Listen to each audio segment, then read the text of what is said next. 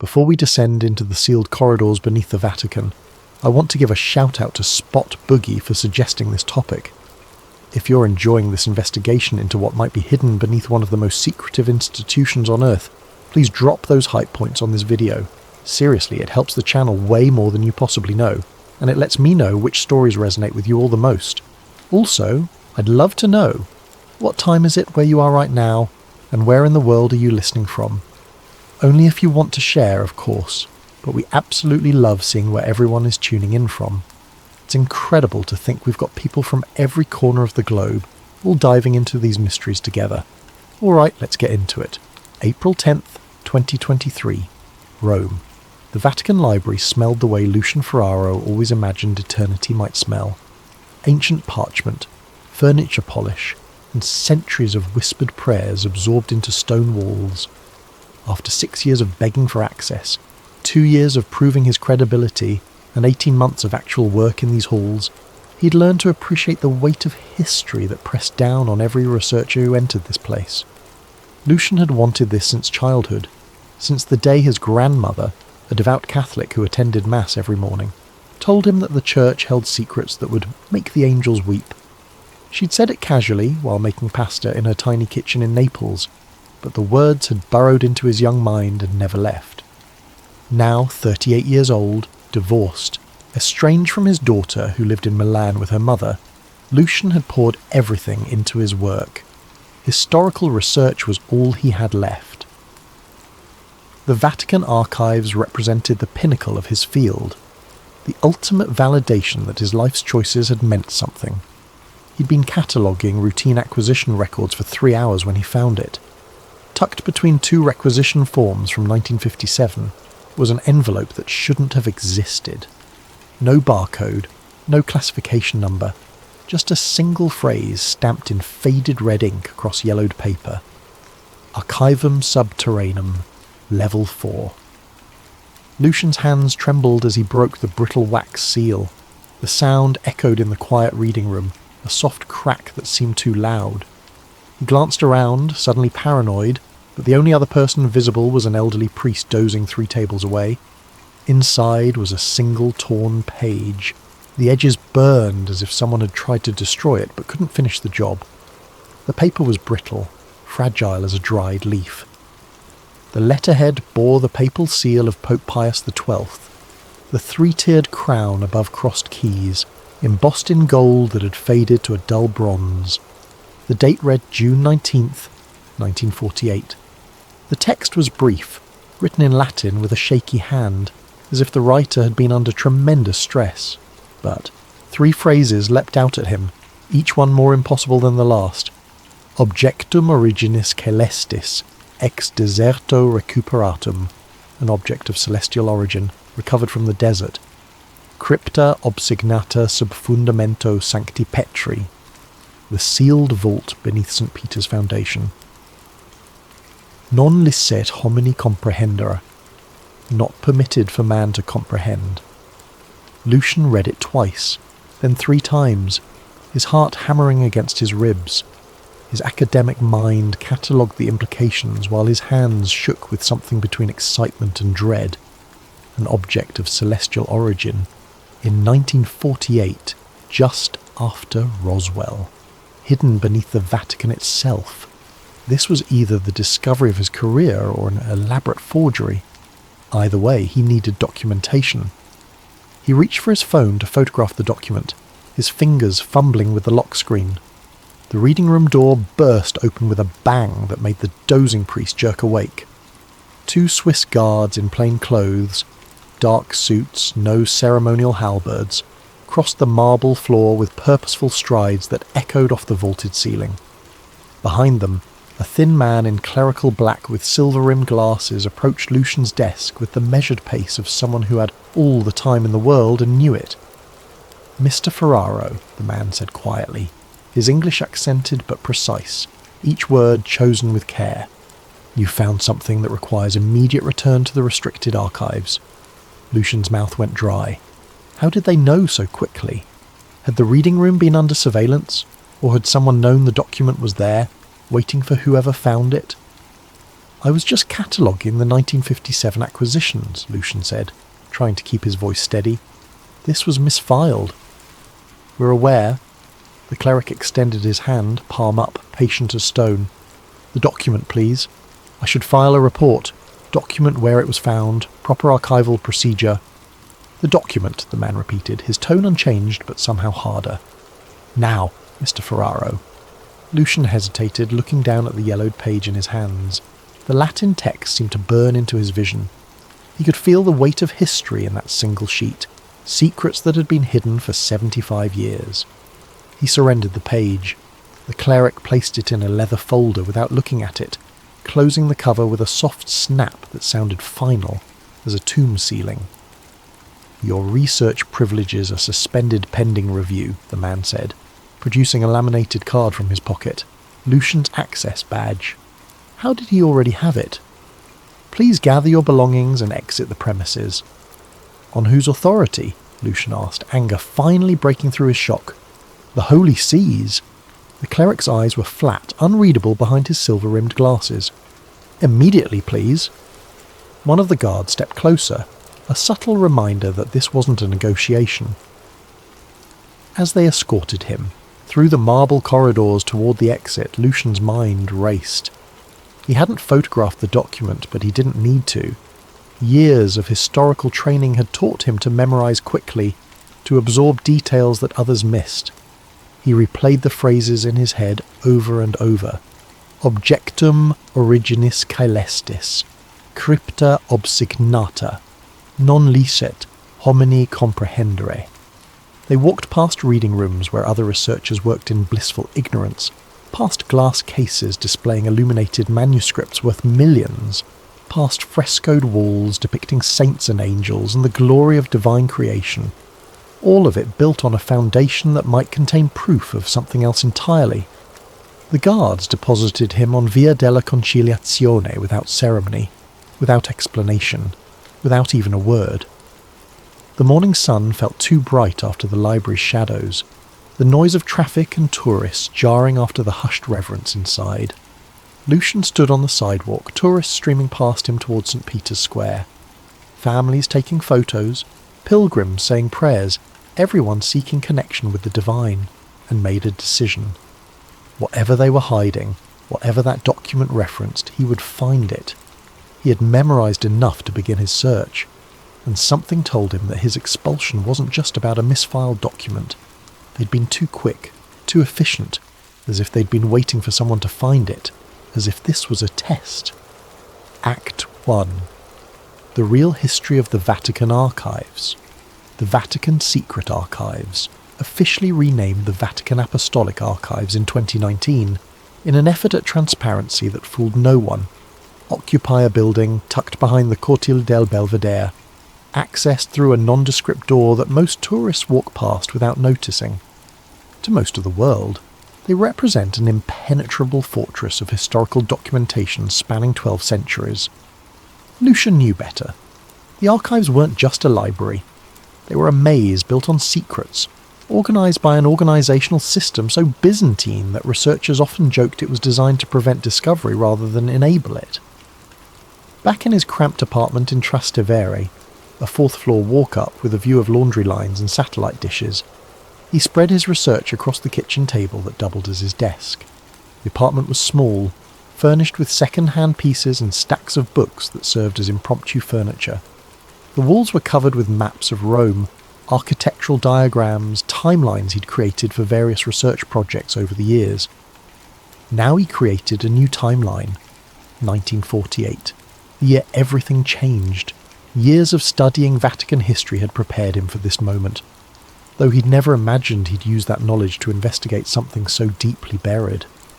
His doctoral dissertation had focused on Vatican diplomatic correspondence during World War II, dry academic work that had earned him respect in his field, but little excitement. Now, looking at his notes with fresh eyes, he saw patterns he'd missed before. The facts were straightforward enough, public knowledge available to any researcher willing to dig through the bureaucracy. The archives were officially founded in 1612 under Pope Paul V. consolidating documents that had been scattered throughout various papal residences for centuries. The collection grew through conquest, donation, and sometimes theft.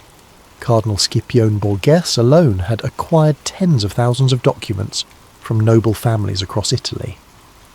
Today, they contained more than 50 miles of shelving, holding an estimated 35,000 volumes of catalogued materials. 53 miles of documents. That number always stuck with Lucian.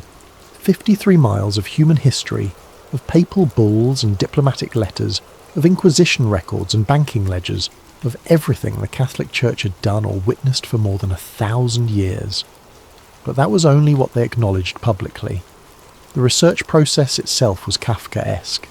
Researchers could access portions of the collection, but only through a Byzantine application process that required letters of reference, academic credentials, and a stated research purpose. You couldn't browse. You couldn't wander the stacks picking up interesting volumes.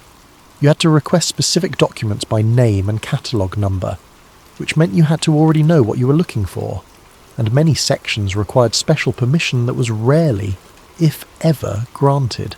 Then there were the sealed sections, the archives within the archives. Lucian pulled up a file on his laptop containing notes from his dissertation research, typed late at night in the library at Bologna where he'd completed his studies. The Vatican had always maintained certain documents under restriction. Some were sealed for 75 years to protect living individuals mentioned in sensitive correspondence. Others were sealed indefinitely for security of the Church and protection of the faithful, a phrase so vague it could mean anything. But in 2020, Pope Francis had done something unprecedented. He'd opened the previously sealed archives of Pope Pius XII, covering his entire papacy from 1939 to 1958. The move was meant to address historical questions about the Church's response to the Holocaust, to show transparency, to demonstrate that the Vatican had nothing to hide. Except they did. What caught Lucian's attention were the documents that remained sealed even after that historic opening. Not many researchers noticed. Most were too busy combing through the newly available material about World War II. But Lucian had noticed because he'd tried to request certain specific files related to 1948 and been told they were administratively restricted pending further review. Administrative restriction, a bureaucratic phrase that meant someone with authority had decided these particular documents were too sensitive even for the general opening. Why? He found his answer in a footnote of an academic paper from 2021, published in an obscure Italian historical journal. A researcher named Elena Martelli had mentioned in passing that certain subsections of the Pius XII archives remained administratively restricted pending further review, with no timeline provided for future access. When Lucian had contacted her 2 years ago for his own research into Vatican-allied communications, she told him something odd over a crackling phone line from her office in Florence. They'd spoken late at night. She kept unusual hours, she'd explained, because the quiet helped her think. There's a section they don't even list in the finding aids, she'd said, her voice dropping to barely above a whisper even though she was alone in her office. Old Vatican hands, the archivists who've been there for decades, they call it the basement of Index 2. I made the mistake of asking about it once. The next day, my access permissions were reviewed for procedural compliance. I was told to stop asking about it if I wanted to keep my research privileges. What's in it? Lucian had asked. I don't know, but whatever it is, they're serious about keeping it hidden. Not just sealed, denied, as if it doesn't exist. Now that memory took on new significance. The basement of Index 2, Level 4. Were they the same thing? Lucian opened a browser and started searching for anything connected to Level 4 and Vatican architecture. The search led him down a rabbit hole of building permits, construction records, and blueprints filed with Roman city authorities over the past century. What he found made him sit back in his chair and stare at the screen. The Vatican wasn't just built up, reaching toward heaven with its dome and spires. It was built down, deep into the earth, into chambers that predated Christianity itself. The foundations of St. Peter's Basilica rested on ancient Roman structures, which in turn had been built over older temples and burial grounds. But there were modern excavations too, recent ones, secret ones. Act 2. The strange events of 1948. Understanding what happened in 1948 required understanding the man at the centre of it all. Pope Pius XII, Eugenio Pacelli, one of the most controversial and enigmatic popes in modern history. Born in Rome in 1876 to a family of Vatican lawyers, what they called the black nobility, the aristocracy who served the papal court, Pacelli had been groomed for Vatican service from childhood. He'd served as papal nuncio to Germany, watched the rise of fascism firsthand, and became Vatican Secretary of State before his election to the papacy in 1939, just 6 months before Hitler invaded Poland. His entire reign was defined by World War II and its aftermath, the moral compromises, the diplomatic silence, the complicated dance between condemning evil and protecting the Church's institutional survival. Historians still debated whether he'd done enough to oppose the Holocaust, whether his silence had been strategic or cowardly, whether he'd saved thousands through quiet diplomacy or betrayed millions through inaction. But Lucian wasn't interested in the well-documented controversies. He was interested in the gaps, the moments when the historical record went silent. He pulled up a timeline of papal activities from 1947 to 1949, compiled from the Vatican's own published records, newspaper accounts, and diplomatic cables, public appearances, encyclicals, audiences with ambassadors, meetings with cardinals, all meticulously recorded in the kind of detail that only the Vatican bureaucracy could maintain. Most popes lived lives of rigid routine, their days scheduled in 50-minute increments, every moment accounted for. Pius XII was famous for his discipline, rising at 6 for private mass, working through mountains of paperwork, meeting dignitaries, praying the rosary while walking in the Vatican gardens. But June of 1948 showed something unusual. A 3-week gap where the Pope's daily schedule simply noted private retreat and prayer at Castel Gandolfo. 3 weeks, 21 days. For a Pope whose schedule was normally planned months in advance, who maintained diplomatic contact with dozens of nations, who oversaw a church with hundreds of millions of faithful worldwide. Lucian cross-referenced this with other sources. The Italian newspapers from that period, he'd accessed digital archives from La Stampa and Corriere della Sera, made brief mentions of the Pope's retreat but nothing unusual. A few articles speculated about his health. At 72, Pius was showing his age after the stress of the war years. But then Lucian found something in the Vatican personnel records, available through various historical databases that tracked clerical assignments. During that same June period, unusual activity spiked among Vatican astronomers and members of the Pontifical Academy of Sciences. Travel vouchers, equipment requisitions, overtime authorizations for technical staff, all clustering around the dates of the Pope's retreat. The Vatican had been running astronomical observatories since the late 1800s, when Pope Leo XIII established the Specula Vaticana to demonstrate that the Church wasn't opposed to science, that faith and reason could coexist. By the 1940s, it was staffed primarily by Jesuit scientists, men who'd taken vows of poverty, chastity and obedience, but who also held doctorates in astrophysics and mathematics. 2 names appeared repeatedly in the 1948 correspondence that Lucian could access: Monsignor Georges Lemaitre and Father Daniel O'Connell. Lemaitre was famous, the Belgian priest who'd first proposed what would become the Big Bang Theory back in 1927, to the consternation of scientists who thought a Catholic priest couldn't possibly understand cosmology.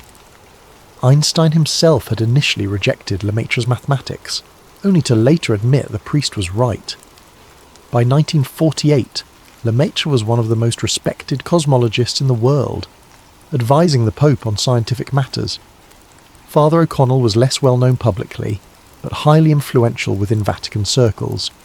He would later become the director of the Vatican Observatory from 1952 onward, but in 1948 he was a senior researcher specialising in spectroscopy, the analysis of light from distant stars to determine their composition. Lucian found a digitised letter dated July 7, 1948. in a collection of declassified diplomatic correspondence. It was from O'Connell to Giovanni Battista Montini, then the substitute Secretary of State, essentially the Pope's Chief of Staff. Montini would later become Pope Paul VI, but in 48 he was the man who made the Vatican bureaucracy run. The letter was brief and formal, the kind of official memo that filled filing cabinets. Your Excellency, regarding the object brought to our attention on June 23rd, preliminary spectroscopic analysis confirms structural composition inconsistent with known terrestrial metallurgy. Father Lemaitre concurs with initial assessment. Material exhibits properties not found in standard periodic table elements. Recommend highest level of discretion and continued study under restricted access. Respectfully submitted, Father Daniel O'Connell, S.J. The object. Lucian read the letter 3 times, his coffee growing cold beside him. The language was careful, diplomatic, designed to reveal nothing to casual readers. But between the lines was something extraordinary. June 23rd. That was right in the middle of the Pope's 3-week retreat. An object with properties not found in standard periodic table elements, requiring highest discretion. He dug deeper into 1947 and 48, expanding his search beyond the Vatican. Those years buzzed with strange reports, if you knew where to look. The Roswell incident in July of 1947, the alleged UFO crash in New Mexico that the military initially confirmed, then retracted, claiming it was just a weather balloon. Multiple UFO sightings across Europe and North America, the beginning of what researchers called the modern UFO era. Kenneth Arnold's famous sighting of flying saucers over Mount Rainier in June 47, the Maury Island incident, the Mantell crash, strange lights over Sweden and Norway that military officials couldn't explain. The world was seeing things in the sky that didn't fit conventional understanding, and apparently the Vatican was finding things on the ground. Lucian found another thread: archaeological expeditions. In February 1948, a French-Egyptian archaeological team had been excavating near St. Catherine's Monastery at the base of Mount Sinai in Egypt. The monastery itself dated back to the 6th century, built on the site where Moses was said to have encountered the burning bush. It was one of the oldest continuously operating Christian monasteries in the world. The expedition, led by the Louvre Museum in partnership with the Egyptian Department of Antiquities, had been exploring Roman-era structures in the vicinity. A brief article in Le Monde from March 5th, 1948, mentioned that the team had discovered previously unknown chambers beneath ancient foundations, and had found artifacts of unusual origin requiring further study. Then nothing. The expedition was abruptly shut down in late March. No final report was ever published. The artifacts were never catalogued or displayed. Lucian tracked down everything he could find about the expedition leader, François Dubois. An accomplished archaeologist, Dubois had worked on major digs across the Middle East before and after the war, but he never published anything about the Sinai excavation. In fact, he barely worked again after 1948. He found a 1983 obituary from a regional French newspaper. Dubois had spent his final years in a village in Provence, refusing interviews, declining to discuss his career. But a former colleague, quoted in the obituary, mentioned something haunting. François changed after Sinai. He used to love talking about his work, his discoveries. After that expedition, he wouldn't discuss it. The one time I pressed him, years later over wine, he said something I've never forgotten. What we found wasn't meant to be found. The Church understood that better than we did. Some knowledge is a curse, not a gift. He never explained what he meant. The Church understood that better than we did. Lucian stood and paced his small apartment, his mind racing. The pieces were connecting across decades and continents. An archaeological team finds something strange in Egypt. The expedition is shut down. Shortly after, the Vatican receives an object that its best scientists can't explain. The Pope goes into seclusion for 3 weeks. And 75 years later, documents referencing all of it are still sealed. What had they found beneath Mount Sinai? And why was it now sitting in a vault beneath the Vatican? Act 3. The First Clues of the Underground. Giuseppe Momo had been dead since 1940, but his work lived on in one of the Vatican's most photographed features, the double helix staircase designed in 1932 to connect the Vatican museums to the street level. What most tourists didn't know was that Momo had designed far more than just a staircase. Lucian spent 2 days in Rome's municipal archives, requesting every building permit and blueprint filed for Vatican construction between 1930 and 1950. The Vatican was technically a sovereign city-state, but construction that involved Roman utilities or infrastructure required coordination with Italian authorities. What he found was extraordinary. In 1935, Momo had submitted plans for expanded archive storage facilities beneath the Vatican Library. The blueprints showed 4 subterranean levels extending more than 60 feet below ground. The drawings were technical and detailed. Level 1 was clearly the main archive floor, high ceilings, climate control, standard library storage. Level 2 showed denser shelving, lower ceilings, presumably for less accessed materials. But Level 3's blueprint was different. It showed a series of sealed vault rooms, each with reinforced walls marked as pressurized containment. Notation in Italian indicated specialized environmental controls and restricted access protocols. And then there was Level 4. The blueprint for the lowest level was sparse, just a single large chamber marked Sala Indicis, Nullus Accessus. The Hall of the Index, no entry. No details about what the chamber contained. No specifications for shelving or storage. Just a rectangular space with walls marked in red ink and a single access point from Level 3. Lucian photographed every page. He needed to talk to someone who'd actually been inside. Finding a former Swiss guard willing to talk wasn't easy. The Vatican's ceremonial security force took their vows of discretion seriously, even after retirement. But Lucian had made contacts during his years researching church history. Matteo Ricci had served from 1981 to 1991, long enough to see administrations change and secrets accumulate. Now in his mid-60s, he lived in a modest house in Frascati, in the hills outside Rome. They met at a cafe overlooking the town square. Ricci was compact and fit despite his age, his eyes still carrying the watchful quality of someone trained to notice everything.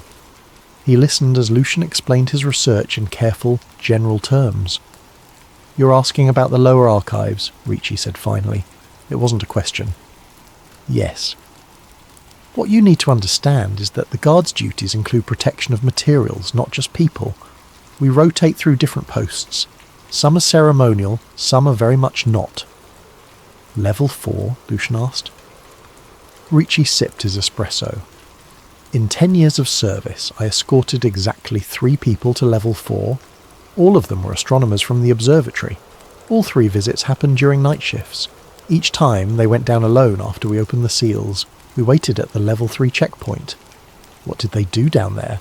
I don't know. They never spoke about it. But I can tell you this. They all looked different when they came back up. Not frightened, exactly. Shaken, like they'd seen something that changed how they understood the world. Did you ever see what was down there? No, but I heard something once." Ricci leaned forward. "During one of those night escorts, while we were waiting on Level 3, I heard a sound from below. Mechanical, like a generator running, but with a different pitch. Almost like humming. It came through the ventilation system." "Humming? Not continuous, intermittent, and it didn't sound like any machinery I'd heard before."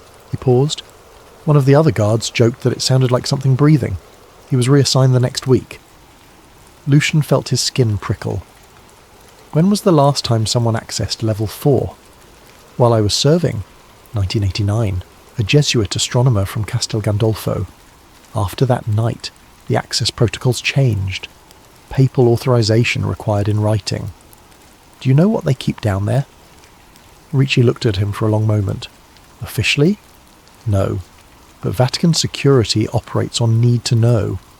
What I needed to know was, protect access to Level 4, trust no one without proper authorization, and never ask questions." He finished his espresso. "But in 10 years you hear things. Other guards, older staff, Whispers in the mess hall. There's something down there that predates most of the collection upstairs. Something they've been keeping sealed since before I was born. What do the whispers say it is? Proof, Ricci said quietly. Proof of something the church has been protecting the world from knowing. Act 4. The object that changed everything. The next piece of the puzzle came from an unexpected source, a deathbed confession. Lucian found it in an online archive of oral histories collected by a retired American journalist named Robert Hayes. Hayes had spent the 1990s interviewing former intelligence operatives, diplomats, and clergy about Cold War secrets. One interview, conducted in 1997, with a former Vatican archivist named Monsignor Carlo Benedetti, had been labelled sensitive and embargoed until 2025. But someone had leaked it early. The audio quality was poor, but Benedetti's voice was clear enough. They brought it in through the service entrance at night, the old priest said. This was July of 48, just after the feast of Saints Peter and Paul. I was a young clerk then, working in the manuscript department. We all knew something unusual was happening because Cardinal Montini himself was there, and he never came down to the archive floors. What did they bring? Hayes asked. A container. Metal. Very heavy. Required 4 men to carry it. About the size of a steamer trunk. It had markings on it I didn't recognise. Symbols that weren't Latin, weren't Greek, weren't anything I'd studied. Where did it come from? Egypt, we were told. Recovered from an expedition near Sinai. But there were rumours it had been found in a chamber that predated the monastery, predated Christianity entirely. Some said the chamber had been sealed since before the Exodus. What was inside the container? A long pause on the recording. I never saw it opened, but I helped catalogue the documentation that came with it. There were photographs, black and white, not very clear. They showed an object that looked like a sphere, maybe 30 centimetres across. The surface appeared metallic, but with a strange texture, almost organic. The photographs showed it under different types of light, and in some of them you could see symbols or writing covering its surface. Writing in what language? Unknown! The philologists couldn't identify it. One of them said it didn't match any known alphabet, ancient or modern. Another said the mathematical properties of the symbol arrangement suggested it wasn't human. The recording hissed with static. The documentation included field notes from the excavation, Benedetti continued. They'd used what was then cutting-edge technology, Geiger counters. The object was emitting radiation, but not any type they could identify. Not alpha, beta, or gamma, something else. What did the Vatican do with it? His Holiness issued a decree personally. The object was designated Custodia Angelica, the angelic custody. Everything related to it was classified at the highest level. The container was taken to a vault I'd never heard of below the regular archives. The documentation was locked away separately. Did you see the decree? Only a copy, briefly, before it too was sealed.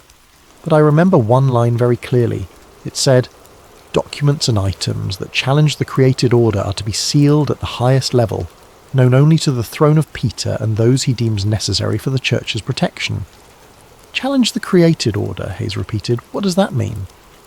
I think it means, Benedetti said slowly, that whatever they found, it contradicted the fundamental understanding of how the world was made, of humanity's place in creation, of where we came from. Are you saying it was extraterrestrial?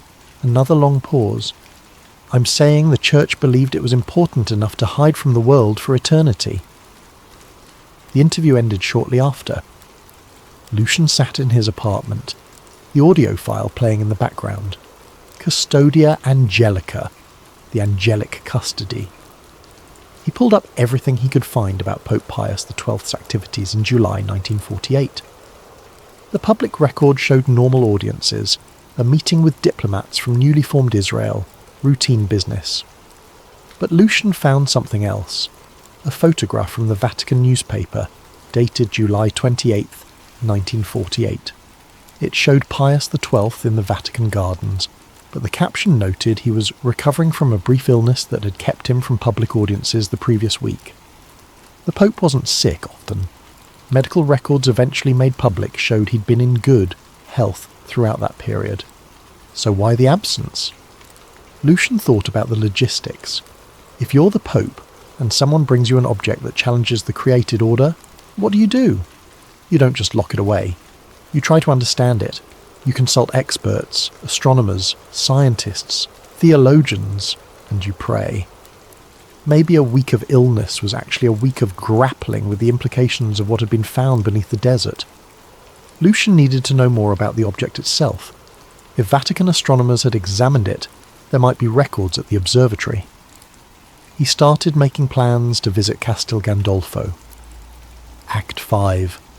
What lies below Level 4. The Vatican Observatory occupied part of the papal palace at Castel Gandolfo, the Pope's summer residence in the Alban Hills. In 2014, Pope Francis had opened the palace to visitors, but the observatory itself remained an active research institution. Lucian arranged a visit under the pretense of researching the history of Vatican astronomical work. He was granted a brief tour and time with one of the senior Jesuits, Father Antonio Marchetti, who oversaw the historical archives. Marchetti was in his 70s, his cassock immaculate, his manner warm but cautious. They spoke in the library, surrounded by century-old telescopes and stellar charts. "We're proud of our history," Marchetti said. "The Church has always sought to understand God's creation through reason and observation." "I'm particularly interested in the post-war period," Lucian said. 1947 through 50. There seems to have been significant activity. "Ah, yes. Lemaitre was doing revolutionary work then, and Father O'Connell was leading important observations.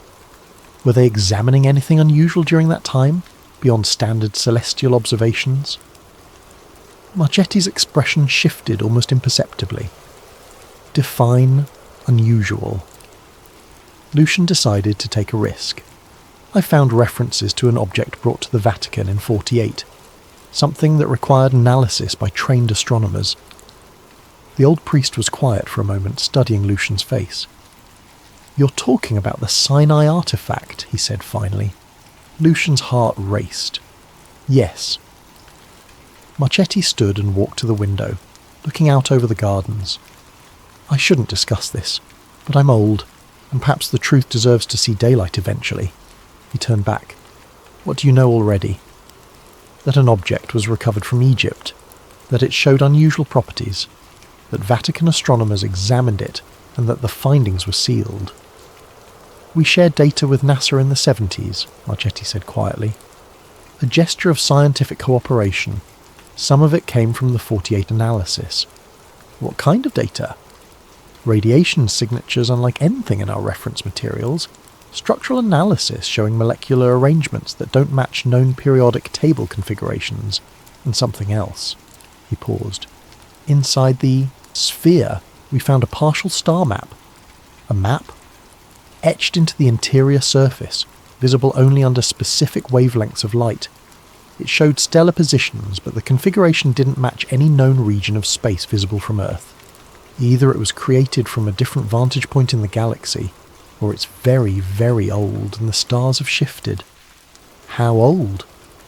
"The metallurgical analysis suggested the object was at least 10,000 years old, possibly much older. The radiation decay rates indicated it had been sealed in that Egyptian chamber for at least 3,000 years. Lucian absorbed this. What did the Vatican conclude? Officially? Nothing. The research was classified and the object was sealed away. But unofficially, Marchetti returned to his chair, we concluded that Earth had been visited by an intelligence not of this world, sometime in deep antiquity, and that they'd left evidence of their presence. Why seal that away? Why not share it? Because of what else we found, Marchetti said. When we decoded portions of the symbols on the sphere's surface, using pattern analysis and comparative linguistic methods, we discovered something disturbing. What?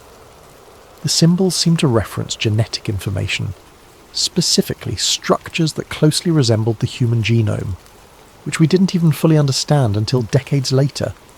It was as if the object contained a blueprint, or a recipe. The implications crashed over Lucian like a wave. "You're saying it showed that humans were..." "I'm saying the artifact suggested that human development may have been influenced, possibly engineered, by whoever created that sphere. And if that's true, It contradicts fundamental church teaching about divine creation. So they buried it. They protected the faith, Marchetti corrected.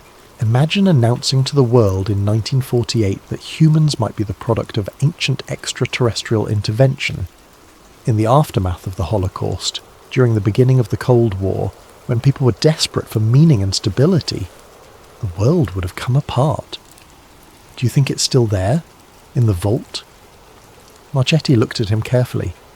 I think some truths are meant to remain sealed until humanity is ready for them, and I think we're still not ready. But Lucian was already planning his next move. AC-6. The modern cover-up. Getting back into the Vatican archives without authorization would be impossible through conventional means. But Lucian had spent years studying the administrative structure of the Holy See, and he knew one thing. Bureaucracies, even ancient ones, ran on routine. He started by mapping the patterns. The archives closed to researchers at 6 in the evening. Regular staff departed by 7. Security made rounds every 90 minutes through the night, but there were blind spots, service corridors, maintenance access, the kinds of back channels that existed in any old building. Lucian befriended a maintenance supervisor at a cafe near the Vatican, bought him enough drinks to loosen his tongue, and learned about the utility tunnels connecting various Vatican buildings. Some dated back to medieval times, others were added during Renaissance construction, still others carved out in the 20th century for modern infrastructure. He obtained contractor coveralls and a forged work order, waited until the lunch shift change, and simply walked through a service entrance marked authorized personnel only. Inside, the Vatican was a maze of marble and shadows. Lucian followed the blueprints he'd memorized, descending through maintenance stairwells that weren't shown on any tourist map. The air grew cooler, the stone older. He reached a bronze door beneath the Cortile del Belvedere, exactly where Momo's blueprints indicated level 1 of the underground archives began. Etched into the metal were words in Latin. Non licet hominis intrare. Man may not enter. The door wasn't locked. Why would it be, this far from normal access? Lucian pushed it open and stepped into history. The corridor beyond was stone, lit by LED strips that seemed obscenely modern against the ancient walls. The temperature was precisely controlled, the air dry and still. He could hear the hum of climate control systems. Level 1 was as the blueprint showed, vast shelving units holding bound volumes, bankers' boxes, archival containers. He moved quickly past them, finding the stairs down. Level 2 was denser, the ceilings lower, the lighting dimmer. Still archives, still documents, but older. He saw dates on boxes. 1700s, 1600s, 1500s. Level 3 was different. The stairs emptied into an antechamber with walls of solid steel. Beyond was a corridor lined with vault doors, each marked with a simple number. No descriptions, no indexes, just numbered vaults. The climate control was more aggressive here. He could feel it drying his sinuses with each breath. Vault 12's door was slightly ajar. Lucian pushed it open and found himself in a long, narrow chamber. Lead-lined boxes on shelves, each labelled in Latin. He scanned the labels quickly. Fragmenta Qumrana, Cave 4, Codex Incognitus, Origin Uncertain. Correspondence regarding celestial anomalies, 1633 to 1642. And then he saw it. A glass cylinder on a separate pedestal, about the size of a wine bottle. Inside floated a metallic sphere, suspended in some kind of clear fluid. The sphere was maybe a foot in diameter, its surface covered in intricate patterns that seemed to shift in the LED light. The label beneath read, Object retrieved near Sinai, July 1948, Custodia Angelica, Papal Decree 347. Lucian approached slowly, almost afraid to breathe. The sphere seemed to glow faintly from within, pulsing with a rhythm like a heartbeat. Up close, he could see the symbols covering its surface. They weren't engraved. They seemed to be part of the material itself, flowing across the metal like liquid script. Nothing like any alphabet he'd ever seen. He took out his phone, hands shaking, and photographed the sphere from every angle. Then he noticed the leather-bound volume on the shelf beside the cylinder. The cover was blank except for 2 words in gold leaf. Chronicon Externum, Chronicle of the Outsiders. Lucian opened it carefully. The pages were vellum, the ink medieval, but the text had been written in modern Italian, a translation of something older. He read the first passage. In the 4th year of Constantine's reign, lights appeared over Rome for 3 nights. They moved with purpose against the stars.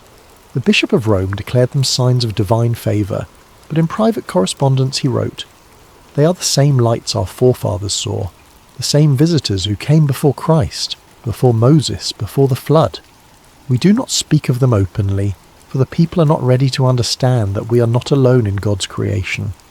Lucian flipped through pages, his mind reeling.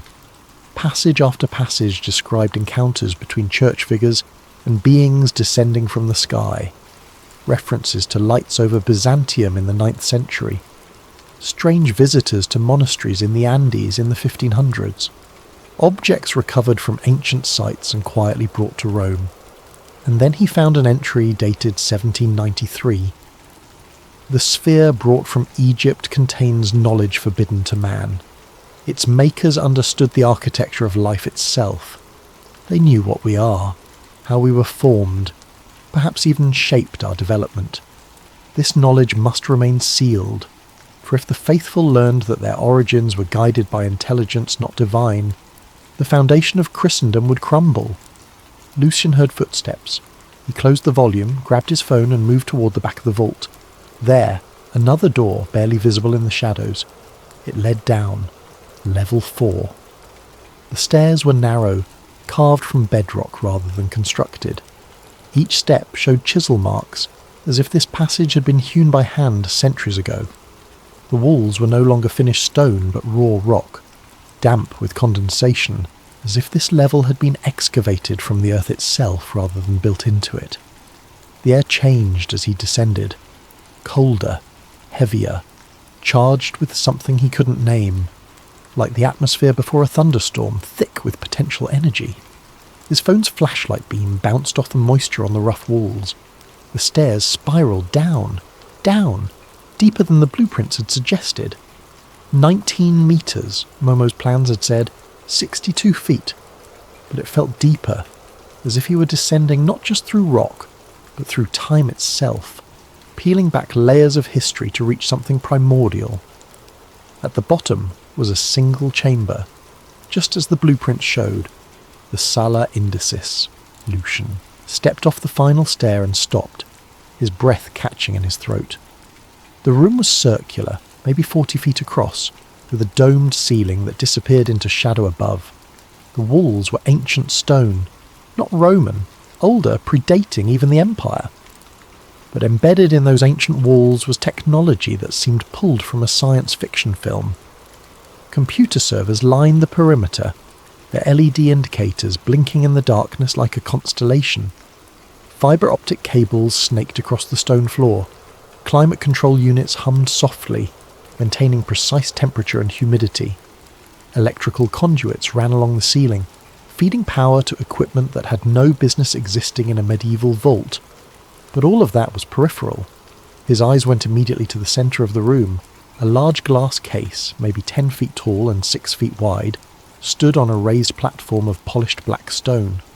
Inside, suspended in electromagnetic fields that crackled faintly with blue-white energy, was a sphere. Not like the smaller one upstairs. This was massive, perhaps 6 feet in diameter, large enough that a person could stand inside it. The surface gleamed with a metallic sheen that shifted colours as Lucian moved. Bronze to silver to copper to colours he didn't have names for. The sphere wasn't still.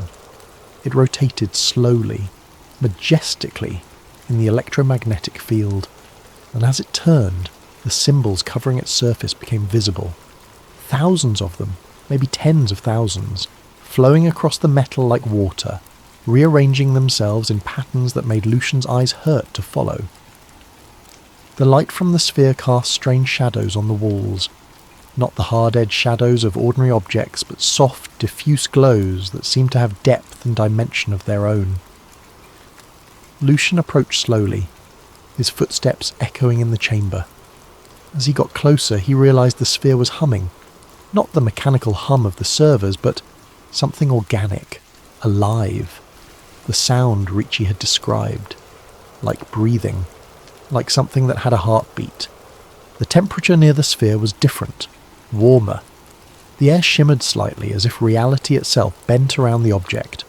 And on the wall behind it, projected from somewhere inside the sphere itself, were images. A star map.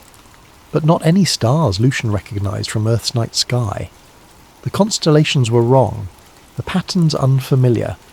Either this map showed the cosmos from a different vantage point, somewhere else in the galaxy perhaps, or it depicted the sky as it had appeared thousands of years ago, before the slow dance of stellar drift had changed the heavens.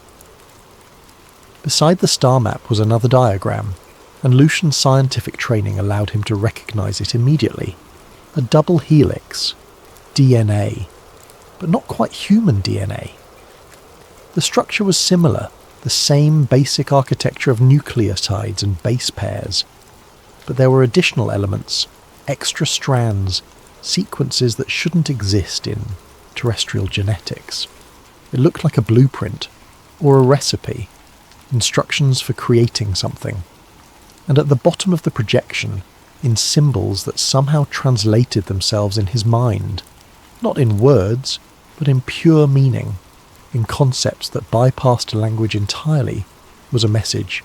They came before Adam, before the first human, before the garden, before the story that billions of people believed explained where humanity began. Lucian stood transfixed, his mind struggling to process the implications. This wasn't evidence of ancient visitors. This was evidence of intervention, of design, of humanity being created, or at least guided, modified, engineered, by something that came from the stars. His hand reached out almost of its own volition toward the glass case. The surface was cold, vibrating faintly from the electromagnetic fields within. "Mr. Ferraro," the voice echoed through the chamber, cold and precise. Lucian spun around. One was elderly, with silver hair and cold eyes.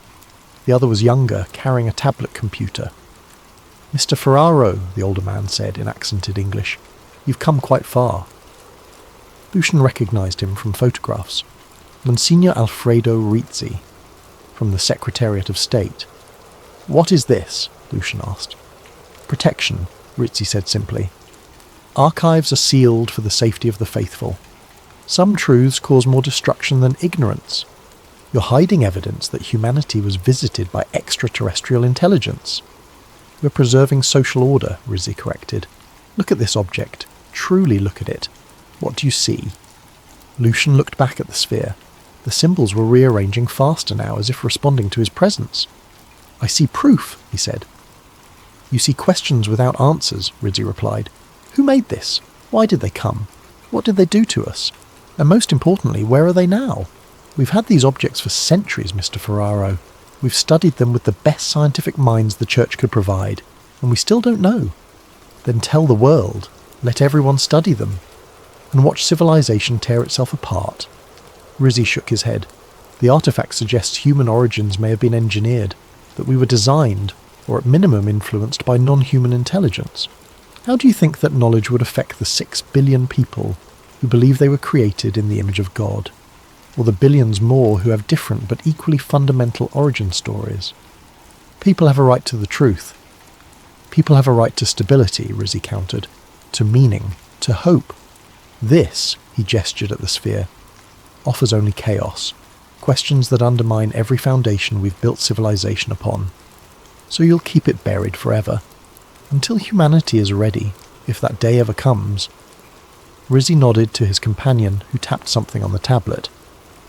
The lights in the chamber brightened. Lucian could see security cameras in every corner. "You've been recorded since you entered Level 3, Rizzi said. "We could charge you with breaking and entering a sovereign nation, but instead, I'm going to offer you a choice. Leave now, forget what you've seen, and continue your life. Your research privileges will be restored, your reputation intact. And if I refuse? Then you'll disappear into the Vatican's justice system, and no one will find you until we decide to release you. The Holy See has its own laws, its own courts. You have no rights here except those we grant you." Lucian looked back at the sphere one last time. The star map was still visible on the wall behind it. He thought about everything he'd learned. The object from Sinai, the chronicle of the outsiders, the implications that shook the foundations of human history. And he realised Rizzi was right about one thing. He didn't have answers, only more questions. "I'll leave," Lucian said quietly. "But this won't stay buried forever." "Perhaps not," Rizzi agreed. "But not today. Not by you." They escorted him up through the levels, through the corridors, and out into the Roman afternoon. Tourists were streaming towards St. Peter's Basilica, taking selfies, buying souvenirs, completely unaware of what lay beneath their feet. Acet 7. The final revelation. Lucian tried to publish his findings. He contacted journalists at major newspapers, the New York Times, The Guardian, Le Monde, Corriere della Sera. He reached out to academics he'd known for years, people he'd published with, collaborated with, trusted. He shared his photographs, his recordings from the deathbed confession, his documentation of the blueprints and the historical trail leading to Level 4. No one would touch it. At first, they seemed interested. A journalist from the Washington Post spent 2 hours on the phone with him, asking detailed questions, requesting follow-up evidence, then radio silence. When Lucian finally reached him again, the journalist said simply, "The story doesn't check out. Our Vatican sources say the documents you're referencing are forgeries. I'm sorry." An editor at The Guardian was more direct. "Look, Lucian, I believe you believe this, but we'd need more than photographs and second-hand accounts.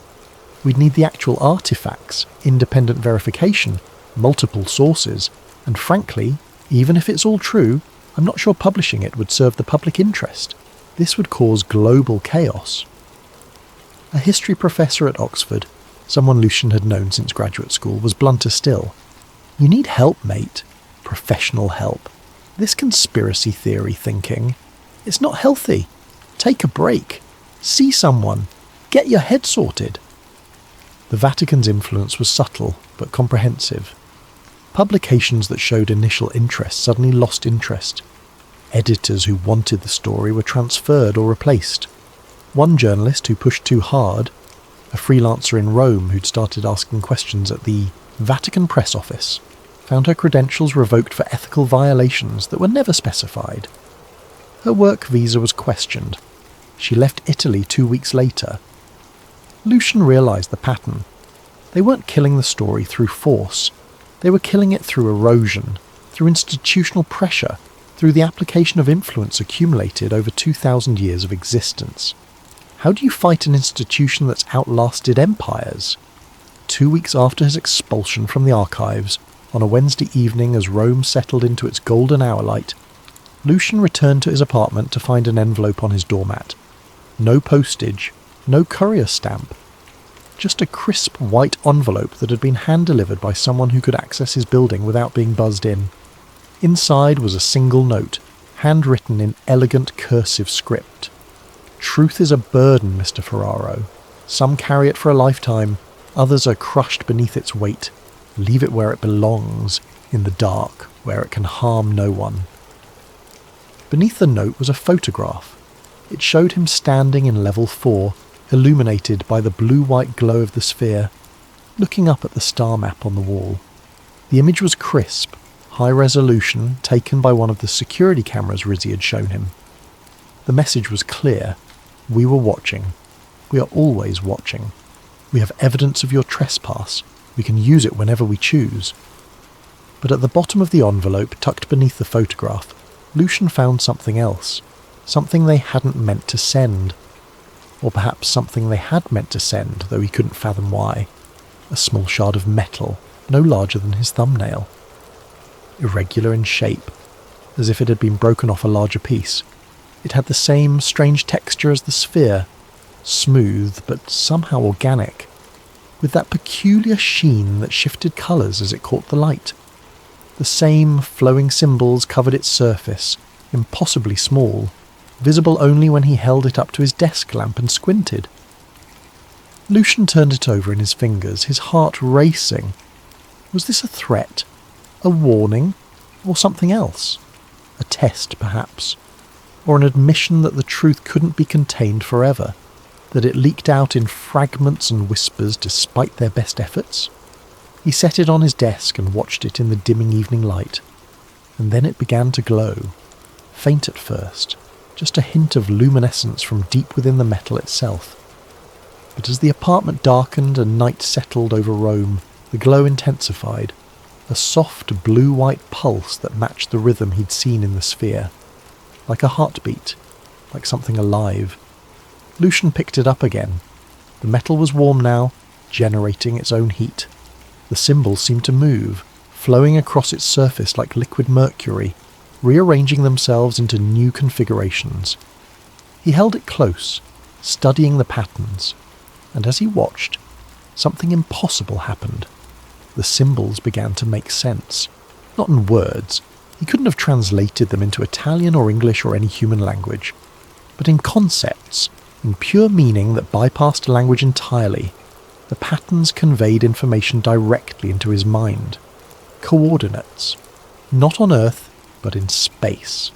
A location among the stars, 42 light-years distant in the direction of the constellation Cancer. A time period, 200,000 years ago, give or take a few millennia. And something else. A purpose. A reason. They had come because Earth was one of thousands. Because intelligence was rare but not unique. Because they had seeded life across this arm of the galaxy. Modifying, guiding, watching. Not gods, not demons, just gardeners. Cultivating intelligence wherever they found promising raw material. And they were still watching. Lucian set the shard down, his hands shaking. The glow faded as soon as he released it, dimming back to inert metal. He sat in the darkness of his apartment for a long time, the shard on his desk pulsing softly, rhythmically, like a beacon or a message or a promise. Outside his window, Rome glowed in the night. Millions of people living their lives in the eternal city, walking streets that had been walked for 3,000 years, praying in churches built on pagan temples, believing they understood where they came from, why they were here, what their place in the cosmos meant. And beneath the Vatican, in chambers sealed from the world, an object pulsed with light that had travelled across stars, carrying a truth that had been hidden for millennia. Lucian thought about Rizzi's words, about his grandmother's faith, about the journalist who'd fled Italy, about the fabric of civilization built on beliefs that might be beautiful lies. Was truth always good? Was knowledge always liberating? Or were some truths too dangerous to speak aloud? He didn't know, but he knew one thing with absolute certainty. The world's origin story was far stranger than anyone imagined. We weren't alone in the universe. We never had been. And somewhere, 42 light-years away, or perhaps much closer, they were still out there. The gardeners who'd shaped us, the visitors who'd come before Adam, the intelligence that had guided human evolution and then stepped back, watching to see what we'd become. Lucian picked up the shard again. In the dim light of his apartment, the symbols rearranged themselves one more time, forming a pattern he recognised instinctively, even though he'd never seen it before. A question. Are you ready? He didn't know how to answer. How could anyone answer that? Was humanity ready to learn its true origins? Ready to understand that we were designed, cultivated, engineered for purposes we could barely comprehend? The shard pulsed once more in his hand, warm and alive and waiting. Not yet, Lucian thought, but soon. The truth was waiting. It had waited 10,000 years, buried beneath temples and sealed in vaults, hidden in chromosomes and encoded in artifacts scattered across the world. It could wait a little longer, but not forever, because fragments had a way of accumulating. Whispers had a way of growing louder, and secrets, no matter how deeply buried, had a way of finding the light. Lucian placed the shard in his desk drawer, in a small wooden box that had belonged to his grandmother. The irony wasn't lost on him, hiding evidence that would destroy her faith inside a keepsake from her life of devotion. He turned off his desk lamp and sat in the darkness, listening to the sounds of Rome at night, scooters buzzing past, voices drifting up from the street, somewhere, church bells tolling the hour. And beneath all of it, if he listened very carefully, he could still hear the faint hum of that shard in its wooden box, pulsing with its ancient rhythm, like breathing, like something waiting to wake up, like a truth that refused to stay buried. Lucian closed his eyes and thought about the future, about a day when that drawer would be opened, when that shard would be studied by scientists not bound by Vatican secrecy, when its message would be decoded and shared and understood by all of humanity. That day would come, maybe not in his lifetime, maybe not in his daughter's lifetime, but someday. Because truth, he'd learned, was patient, and the visitors who'd come before Adam, they were patient too, watching from 42 light years away, or perhaps much closer, waiting to see if their garden would finally bloom into something worth revealing themselves to, waiting to see if humanity was ready to learn that we weren't created in God's image, we were created in theirs.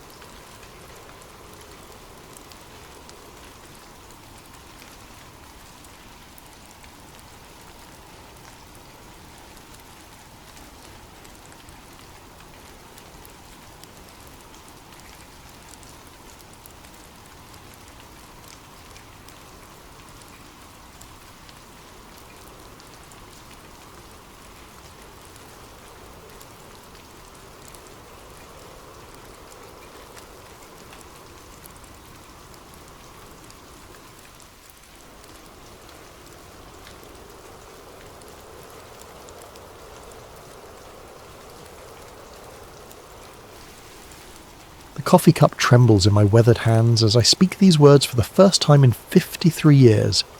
My name is Detective Raymond Kowalski, retired SFPD, and I'm dying. The doctors give me 3 months, maybe 4 if I'm lucky. But luck ran out for me the day I opened that damned Alcatraz file. They said Frank Morris and the Anglin brothers drowned in the frigid waters of San Francisco Bay on June 11th, 1962. The FBI closed the case. The warden slept easy. America's most infamous prison maintained its perfect record. But I found things I was never meant to see. Things that made me understand why some truths are buried deeper than bodies. This is my confession. Not of crimes I committed, but of the crime I witnessed.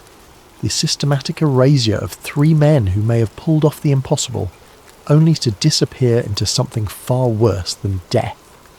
If you're listening to this recording, it means I'm gone, and maybe, just maybe, the truth can finally surface from the depths where it's been drowning all these years. It was October 1968 when Lieutenant Carson dropped the manila folder on my desk like it was radioactive. 6 years had passed since the escape, and the case was supposedly closed, filed away with all the other solved mysteries that kept the bureaucrats sleeping soundly. "Formality, Kowalski," Carson said, not meeting my eyes. "Washington wants a final review of the Alcatraz evidence. Dot the I's, cross the T's, confirm what we already know. They're fish food at the bottom of the bay." I should have known something was wrong by the way he said it. Carson was a straight shooter, the kind of cop who looked you in the eye when he talked. But that day, he stared at the wall behind me like the words might crawl off it and bite him. The file was thinner than I expected for the most famous prison break in American history. Basic escape details, witness statements from guards, the makeshift raft materials found on Angel Island. Nothing I hadn't read in the newspapers. Too clean, too neat. "Why me?" I asked. Carson finally looked at me then, and I saw something in his eyes I'd never seen before. Fear. "Because you're thorough, maybe too thorough. They want this done right." He left me with those cryptic words and a growing certainty that this formality was anything but routine. I started with the obvious inconsistencies. The first was a car theft report from Marina District, filed 3 days after the escape. A 1959 Chevrolet, stolen from outside a boarding house. The owner, Mrs. Eleanor Hutchins, told police she saw 3 men walking away from the vehicle, heading toward the waterfront. When she called out to them, one turned and tipped his hat.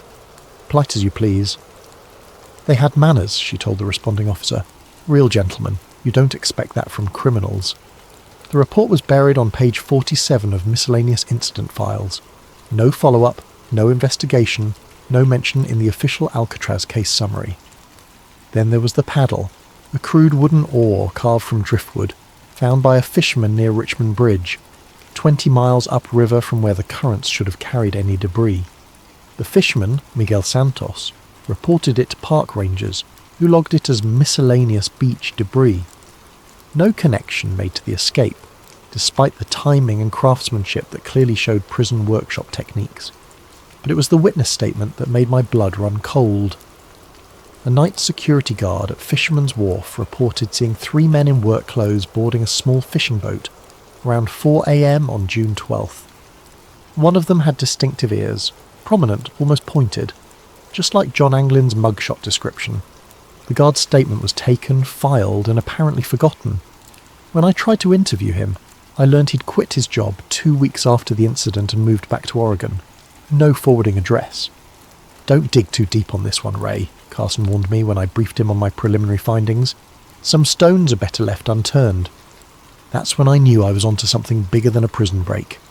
The Anglin family farm in Ruskin, Florida felt like stepping into a different century. Spanish moss hung from ancient oaks, and the humid air carried the scent of orange blossoms and old secrets. Robert Anglin, the surviving brother, met me on the front porch with the wary eyes of a man who'd been expecting bad news for 6 years. "Federal agents been by here 4 times, he said without preamble, each time asking the same questions, getting the same answers. "My brother's drowned. That's what you want to hear, ain't it?" But his wife, Marie, had different ideas. After Robert went to tend the cattle, she pulled me aside in her kitchen, glancing nervously at the windows. "Christmas cards," she whispered, her voice barely audible above the ticking grandfather clock.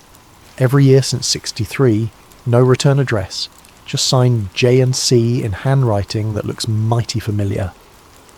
She showed me a shoebox filled with holiday cards, generic drugstore variety, postmarked from different cities: San Francisco, Los Angeles, Phoenix, Mexico City. The handwriting was careful, disguised, but there were telltale loops and slants that matched samples I'd obtained from the prison records.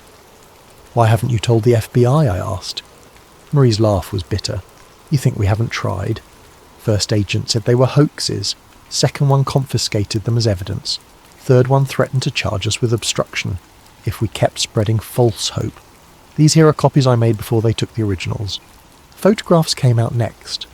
3 pictures, slightly blurry, showing 2 men in work shirts standing outside what appeared to be a South American cantina.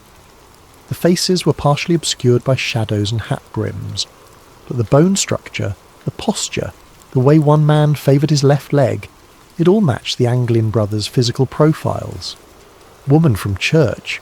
Her daughter married a missionary. Sent these from Brazil in '65, Marie explained. Said these 2 Americans worked construction jobs, paid cash, kept to themselves, spoke English with Florida accents." I studied the photos with a magnifying glass.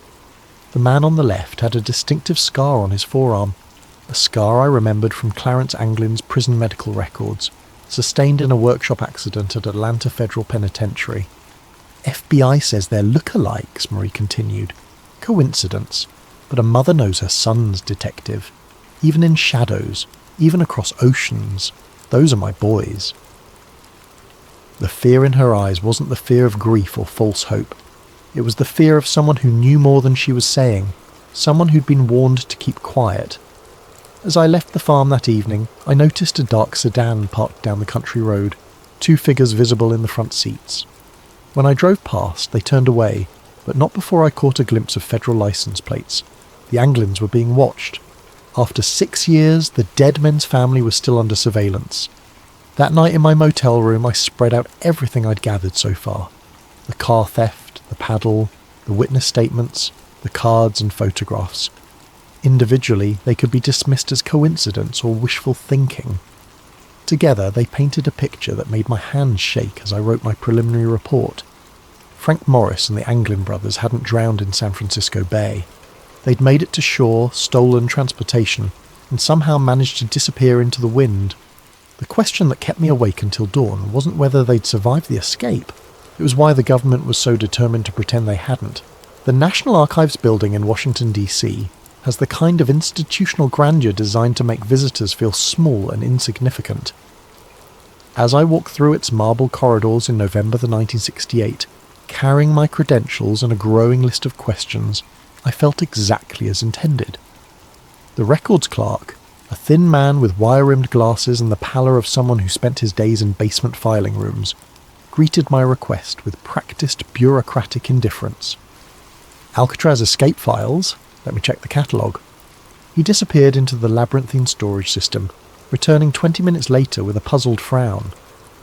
That's odd. The primary files show as transferred to federal custody in 1964, no longer available for review. Transferred where? Doesn't say. Just lists the authorization code. Project Paperclip Archive classified. Project Paperclip. Even a street cop from San Francisco knew that designation.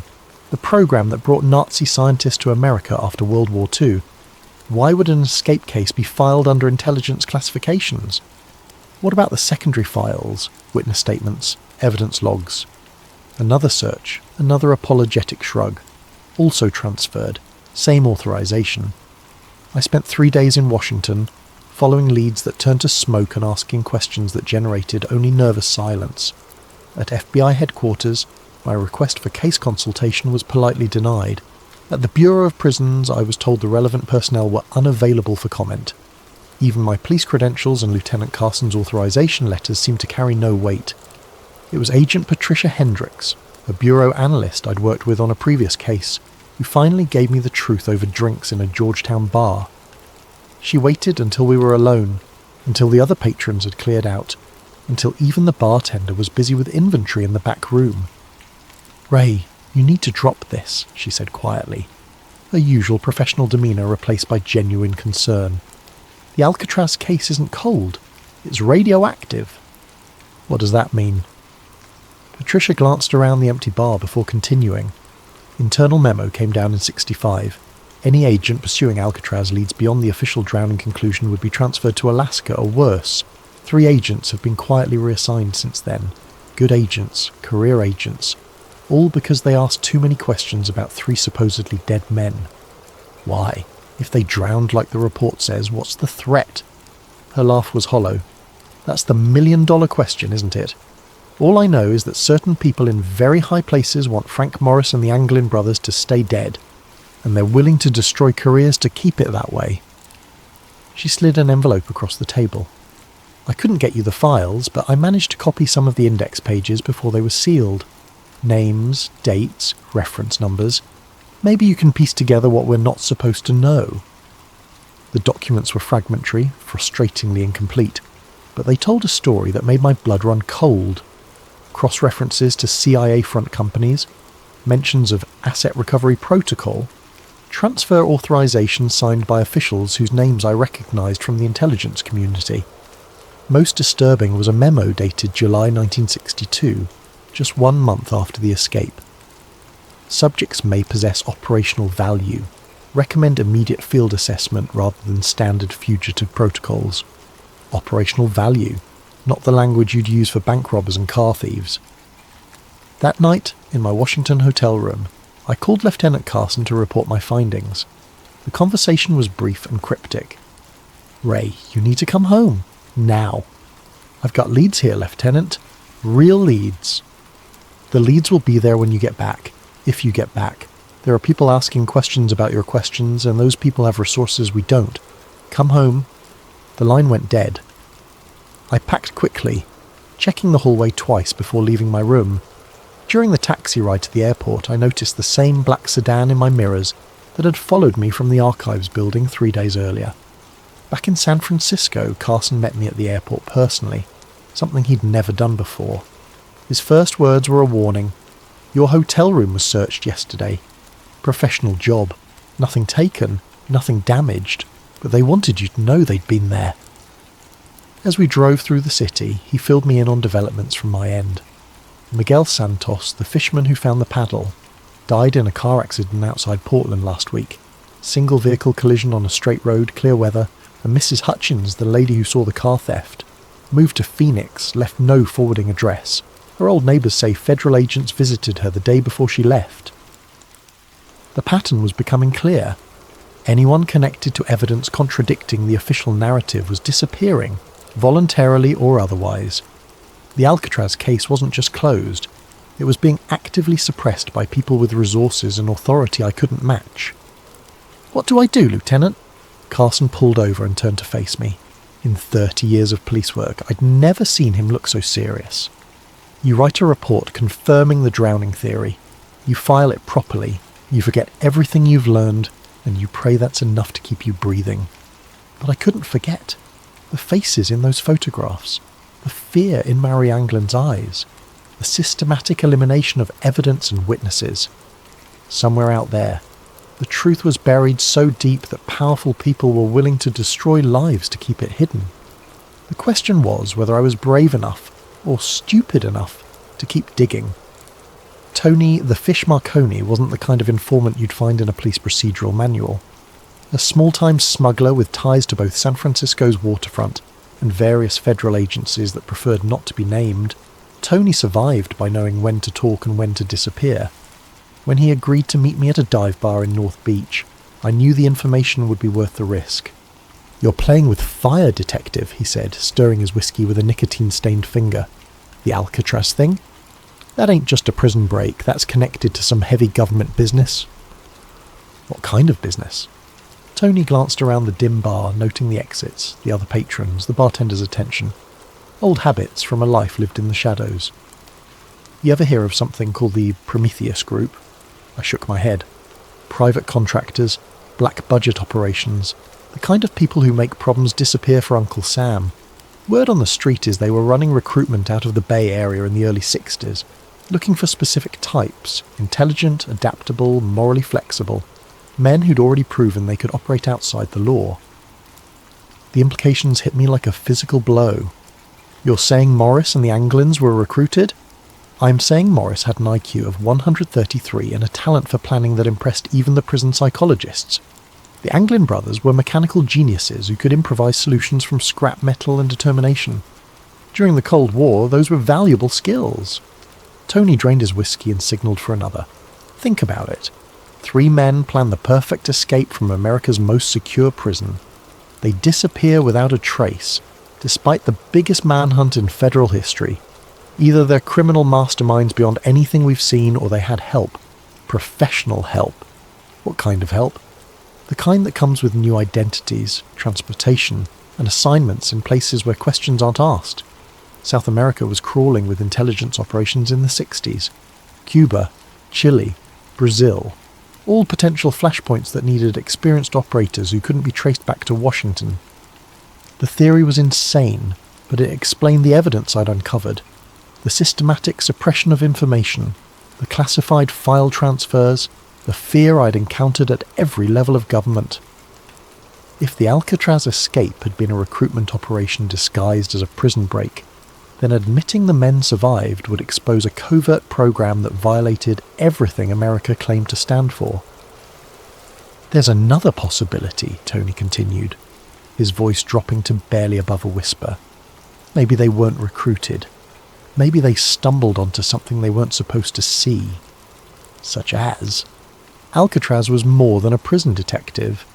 It was a research facility. Mind control experiments, interrogation techniques, pharmaceutical trials, the kind of work that required subjects who couldn't complain to their congressman. What if Morris and the Anglins saw something during their time there? What if their escape wasn't about freedom, it was about exposure? My mind reeled with the implications. If the escapees had witnessed classified experiments, their capture wouldn't result in a return to prison. It would result in permanent silence. I've heard whispers, Tony continued. Black sites in Nevada, facilities that don't appear on any government maps, places where inconvenient people go to be forgotten, the kind of places where 3 escaped prisoners might end up if they knew too much. He finished his second whiskey and stood to leave. One more thing, Detective. You know why they call it the Prometheus Group? I shook my head. Prometheus stole fire from the gods and gave it to humanity. The gods punished him by chaining him to a rock where eagles ate his liver for eternity. Some gifts come with a price that never stops being paid. After Tony left, I sat in that dim bar for another hour, trying to process what he'd told me. 3 theories, each more disturbing than the last. Theory 1. Cold War recruitment.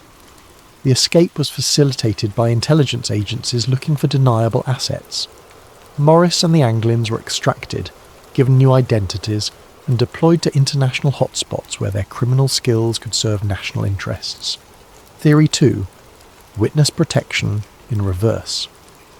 The men had seen classified activities at Alcatraz and escaped to avoid being silenced. Their continued existence threatened to expose government programs that officially didn't exist. Theory 3. The darkest possibility. They were captured alive after the escape and disappeared into the black site system, spending the rest of their lives as test subjects or interrogation practice for intelligence agencies that viewed them as expendable assets. Each theory explained the evidence I'd gathered. Each theory justified the extreme measures taken to suppress the truth. And each theory meant that Frank Morris and the Anglin brothers faced something far worse than drowning in San Francisco Bay. They faced erasure from history itself.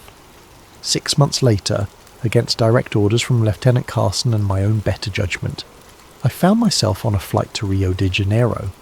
The lead had come through Tony Marconi's network, a bartender in Ipanema who claimed to remember 2 American men matching the Anglin's description, regulars at his establishment from 1971 to 1978. They paid cash, spoke little Portuguese, and never talked about their past, the bartender Carlos told me through a translator. But they were different from other expatriates, more careful, always watching the exits, never sitting with their backs to the door.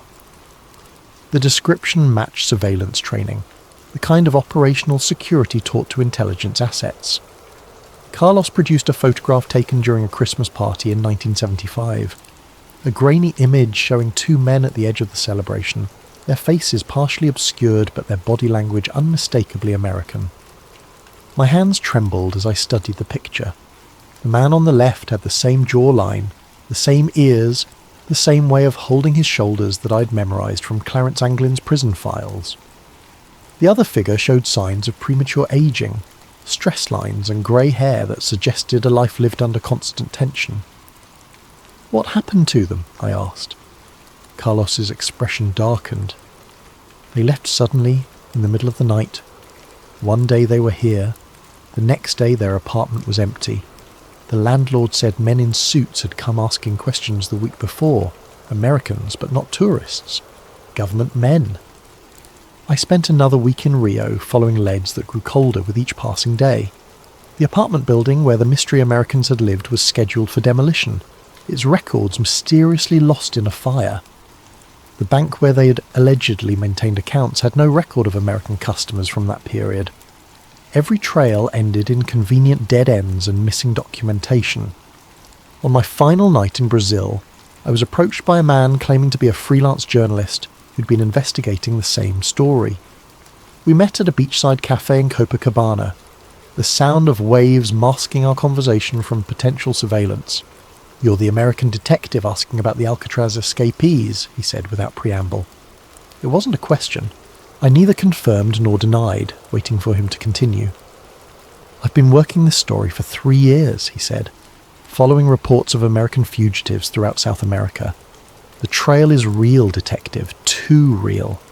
These men lived here, worked here, built lives here. But every time I get close to proof, the sources disappear. Witnesses relocate. Documents vanish. I've had my hotel room searched, my phone tapped, my sources intimidated." He slid a manila envelope across the table. "This is everything I've gathered. Photographs, witness statements, financial records. hidden in different locations for 3 years, copied and recopied to prevent loss. It's yours now. Why? Because I'm done. Yesterday, I received a visit from 2 men with American accents and no identification. They politely suggested that my investigation was endangering people I cared about. They showed me photographs of my sister's children playing in a park in São Paulo. Very clear photographs. Very recent photographs. The envelope contained a treasure trove of evidence. Bank records showing regular deposits to accounts held by men with obviously false Brazilian identities. Employment records from construction companies that had hired American workers without proper documentation. Hotel registries with signatures that bore striking resemblances to handwriting samples I'd obtained from Alcatraz. Most compelling was a photograph dated 1976 showing 3 men at a construction site in the Amazon basin. 2 matched the Anglin brothers' physical descriptions. The third was older, lean, with the kind of penetrating stare I remembered from Frank Morris's mugshot. All 3 wore work clothes and hard hats, looking like ordinary labourers except for their distinctly American postures and expressions. But like every other lead I'd followed, this one ended in frustration and fear. When I tried to contact the construction company, I learned it had been dissolved in 1979. The site where the photograph was taken was now underwater, flooded by a dam project that had relocated the entire local population. The pattern was always the same.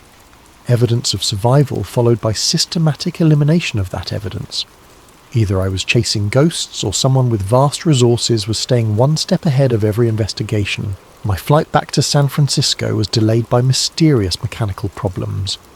During the 6-hour layover in Mexico City, I noticed the same 2 men in different locations throughout the terminal, always at a distance, always watching, never making direct contact. When I finally boarded the plane, they weren't among the passengers. Lieutenant Carson met me at San Francisco International with news that made my blood run cold. Federal marshals raided your apartment yesterday, Ray. Warrant signed by a judge I've never heard of, for evidence in a case they wouldn't specify. They took everything. Your files, your notes, your photographs, everything connected to Alcatraz. In the car ride home, he handed me an official-looking document. Transfer orders, effective immediately. You're being reassigned to the robbery division. Your Alcatraz investigation is officially terminated. On whose authority? Authority high enough that questioning it would end both our careers. Carson's voice carried a weight I'd never heard before. Ray, I've been a cop for 28 years. I've seen corruption, cover-ups and conspiracies, but I've never seen anything like this. The pressure to shut you down is coming from levels of government I didn't know existed. He pulled over in a secluded area of Golden Gate Park and turned to face me directly. Whatever you found down there, whatever you think you know, it's not worth your life. These people have made careers disappear for asking the wrong questions. They can make people disappear too. As he spoke, a black sedan with government plates drove slowly past us, its occupants clearly visible through tinted windows that somehow allowed us to see their faces while hiding their expressions. The message was unmistakable. We were being watched, our conversation monitored, our future actions carefully noted. That night, alone in my ransacked apartment, I realised the full scope of what I was up against. This wasn't just a cover-up of a prison escape. It was the systematic suppression of a truth so dangerous that the most powerful government in the world was willing to destroy lives to protect it. Frank Morris and the Anglin brothers hadn't just escaped from Alcatraz. They'd escaped into a shadow world where truth became enemy of the state, where survival meant accepting lies, and where the greatest prison of all was the silence that surrounded their fate. But silence, I was beginning to understand, has its own way of speaking to those willing to listen.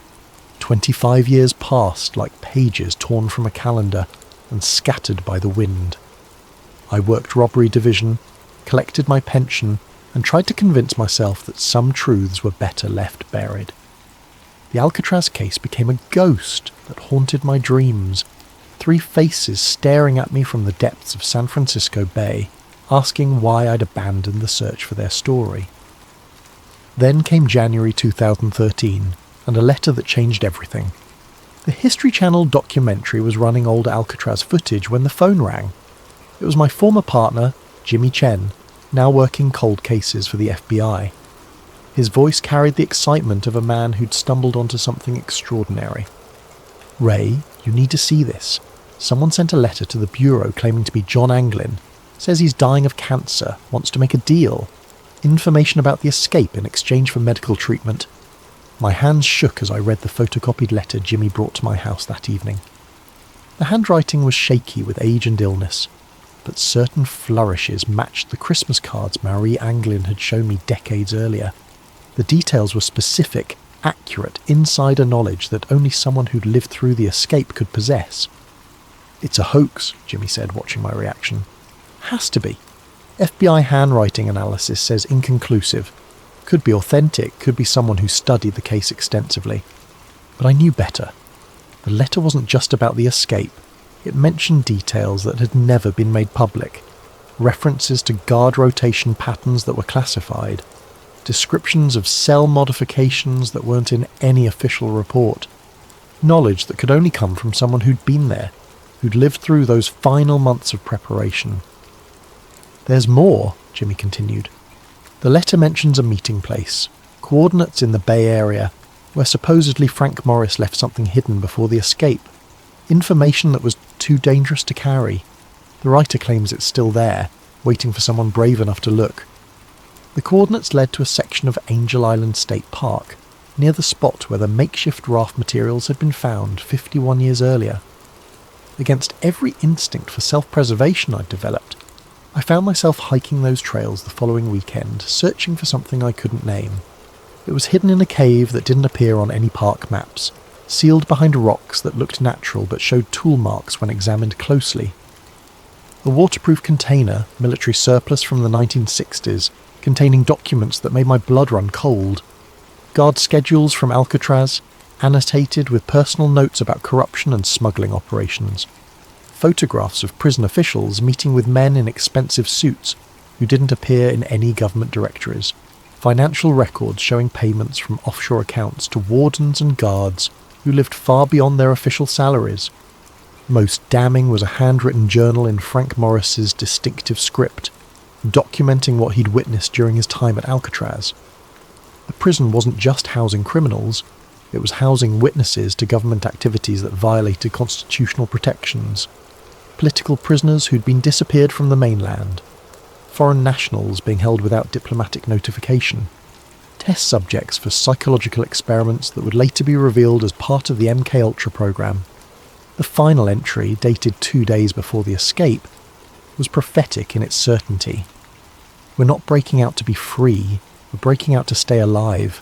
What we know, what we've seen, makes us more dangerous to them than any criminal they've ever housed. If we stay, we disappear quietly. If we escape and get caught, we disappear loudly. Our only chance is to vanish completely and hope the truth survives us. The documents explained everything. The official insistence on the drowning theory, the suppression of evidence, the systematic elimination of witnesses. The Alcatraz escape wasn't a crime to be solved. It was a national security incident to be contained. Morris and the Anglins hadn't just witnessed classified activities. They documented them, created a record of government crimes that could destroy careers and topple administrations. Their escape was both an act of desperation and a gamble that someday someone would be brave enough to tell their story. Reading those pages in the dim light of that hidden cave, I finally understood the true scope of the self-destruction paradox. The very actions taken to hide the truth had preserved it. The efforts to silence witnesses had created evidence. The attempts to erase history had documented it in detail. But understanding the truth and proving it were different challenges entirely. The men who'd orchestrated the cover-up were dead or retired, their crimes protected by classification systems and institutional amnesia. The witnesses were gone, scattered or silenced by 5 decades of systematic intimidation. Yet the letter kept haunting me. Someone claiming to be John Anglin, dying and desperate, reaching out across 50 years of silence to offer one final revelation. The FBI had dismissed it as a hoax, but their dismissal felt too quick, too certain, too reminiscent of the patterns I'd seen decades earlier. Late at night, when the pain in my chest reminded me of my own mortality, I wondered about the fates of 3 men who'd gambled everything on an impossible escape. Had they found freedom in the jungles of South America? Had they lived out their days under assumed names, carrying secrets too dangerous to share? Or had they been caught, disappeared into black sites where their knowledge died with them? The letter writer claimed John Anglin had survived into the 21st century, living with the weight of knowledge that could never be shared, watching as history branded him a criminal, while the real criminals wore badges and held office. If true, it was a torture more cruel than any prison cell, to know the truth and be unable to speak it, to carry justice in your heart while injustice wore your name. I kept the documents for 6 months before making my decision. They couldn't stay hidden. Too many people had died to protect these secrets, and too many others deserved to know the truth. But releasing them publicly would accomplish nothing except getting me killed and the evidence destroyed. Instead, I chose a different path. I copied everything, hid the copies in locations scattered across the country, and left instructions for their release upon my death. If the government wanted to suppress the truth, they'd have to do it posthumously, when I could no longer be intimidated or eliminated. The original documents I returned to their hiding place on Angel Island, along with my own written account of the investigation. Future generations might find them, might understand what they represented, might finally give Frank Morris and the Anglin brothers the justice they'd been denied for over half a century. But justice, I was learning, was a luxury the living could rarely afford. It was a gift we could only leave for the dead, a truth we could only speak when our own voices had been silenced. The morphine makes it difficult to focus, but I need to finish this recording while I still can. The doctors say hours now, maybe a day if I'm stubborn enough to fight the inevitable. I've been fighting for 78 years. What's one more battle against the darkness? I've spent 53 years carrying the weight of what I learned about Frank Morris and the Anglin brothers. 53 years of waking up in cold sweats, wondering if today would be the day federal agents knocked on my door with a permanent solution to my inconvenient knowledge. 53 years of looking over my shoulder, checking my rearview mirror, and jumping at unexpected phone calls. The truth is a heavy burden when you're carrying it alone. I don't know if Frank Morris and the Anglin brothers lived out their days in Brazilian freedom, sipping caipirinhas on Ipanema Beach and laughing at the federal agents who'd spent decades searching for their corpses. I don't know if they died namelessly in some government facility, their final words lost in soundproof rooms designed to swallow screams. But I do know this with absolute certainty. They didn't drown in San Francisco Bay on June 11th, 1962. The evidence was always there for anyone brave enough to look past the official narrative. The car theft, the witness statements, the photographs from South America, the Christmas cards signed with familiar initials, each piece individually dismissed as coincidence or hoax, but collectively forming a picture of survival that powerful people needed to deny. The government's insistence on the drowning theory wasn't about maintaining Alcatraz's reputation or protecting prison security. It was about hiding activities that violated every principle America claimed to represent. The research programs, the intelligence operations, the systematic elimination of witnesses, all of it justified by national security classifications that turned constitutional protections into classified waste paper. Morris and the Anglins weren't just criminals who pulled off the perfect escape.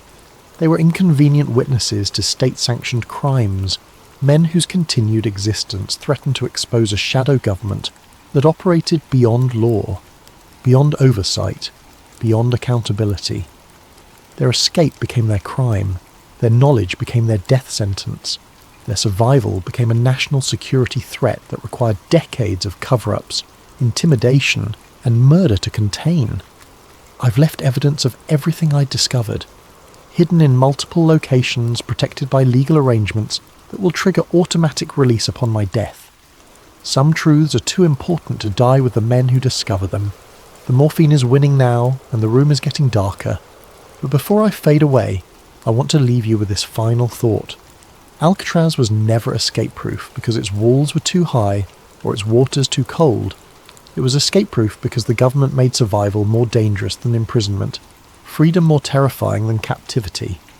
The greatest prison isn't built with stone and steel. It's built with silence and fear, with official denials and convenient accidents, with careers destroyed and witnesses disappeared. Frank Morris and the Anglin brothers didn't die in San Francisco Bay. The Bay didn't kill them. The silence did. And silence. Silence is the strongest prison of all. But even silence eventually comes to an end.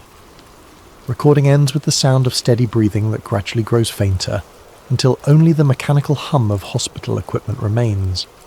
Found among Detective Raymond Kowalski's personal effects, along with detailed instructions for the release of sealed documents and recordings. To whoever finds this recording and follows the trail I've left behind, my name was Detective Raymond Kowalski, badge number 2847, San Francisco Police Department. I died on December 20th, 2021, at 3:17 a.m., alone except for the ghosts of 3 men whose story I spent a lifetime trying to tell. If you're reading this, it means the legal mechanisms I put in place have been triggered. Safety deposit boxes in 7 different states will have been opened. Law offices in 4 different cities will have released sealed documents. Digital files stored in multiple secure locations will have been automatically transmitted to journalists, historians, and government oversight committees. I've spent 53 years preparing for this moment, the moment when my voice could finally break the silence that has protected one of the greatest cover-ups in American history. The documents you now have access to represent only a fraction of what was hidden. For every piece of evidence I managed to preserve, dozens more were destroyed by people who understood that truth was their greatest enemy. But what remains is enough. Enough to prove that Frank Morris and the Anglin brothers survived their escape from Alcatraz. Enough to demonstrate the systematic suppression of evidence by multiple government agencies. Enough to show that the official narrative was a carefully constructed lie designed to protect state secrets more valuable than human lives. I need you to understand something. The men who orchestrated this cover-up weren't comic book villains twirling their mustaches in shadowy rooms. They were patriots in their own minds. They believed that protecting classified operations was more important than acknowledging 3 escaped prisoners. They convinced themselves that national security justified any level of deception, any amount of witness intimidation, any degree of evidence suppression. They were wrong. In a democracy, truth cannot be classified indefinitely. Justice cannot be postponed forever. The families of Frank Morris and the Anglin brothers deserve to know their fates. The American people deserve to know what their government did in their name. History deserved an accurate record, not a convenient fiction. I've carried this burden alone because I was afraid. Afraid of losing my pension, my reputation, my life. Afraid of being dismissed as a conspiracy theorist or a disgruntled cop. Afraid that speaking the truth would accomplish nothing except getting me killed. But fear, I've learned, is just another form of prison. And like Alcatraz itself, it's only escape-proof, as long as you believe the walls are stronger than your determination to break free. To the families of Frank Morris and the Anglin brothers, your loved ones were not the criminals history has made them out to be. They were witnesses to government crimes who paid the ultimate price for their knowledge. Whether they found freedom in South America or died in government custody, they deserved better than 50 years of official denial and systematic character assassination. To the government officials who will undoubtedly attempt to discredit these revelations, your time is over. The men who created this cover-up are dead. The operations they were protecting have been declassified or exposed through other channels. The only thing your continued denials accomplish is further damage to public trust in institutions that have already lost too much credibility. To the historians and journalists who will investigate these claims, be careful, be thorough, be brave. The people who killed witnesses and destroyed evidence may be gone, but the systems they created to protect state secrets remain in place. Truth-telling is still a dangerous profession in America. To Frank Morris, John Anglin, and Clarence Anglin, wherever your final resting places may be, your story is finally being told. Your truth is finally being spoken. Your silence is finally being broken. You escaped from Alcatraz on June 11th, 1962. You survived the waters of San Francisco Bay. You lived beyond that night, whatever your ultimate fates may have been. History will remember you not as the criminals who failed to escape, but as the men who succeeded too well for the government's comfort. Your greatest escape wasn't from prison, it was from the official narrative that tried to erase you from history. That escape, at least, was permanent. Final statement for the record. I, Detective Raymond Kowalski, being of sound mind and facing imminent death, do hereby swear under oath that every statement in this recording and its accompanying documents represents the truth as I discovered it through my official investigation into the Alcatraz escape of 1962. I have knowingly risked my career, my safety, and my life to preserve this information. I have done so not for personal gain or professional advancement, but because I believe that in a democracy, truth belongs to the people, not to the bureaucrats who find it inconvenient. If my death occurs under suspicious circumstances, if these documents are somehow suppressed or discredited, if this recording mysteriously disappears, let it stand as evidence that the cover-up I've documented continues to claim lives. But if this message reaches you intact, if the truth I've preserved finally sees daylight, then maybe, just maybe, the strongest prison of all has finally been breached. The silence is broken, the truth is free, and Frank Morris and the Anglin brothers can finally rest in peace, knowing their story has been told. Badge 2847, signing off for the final time.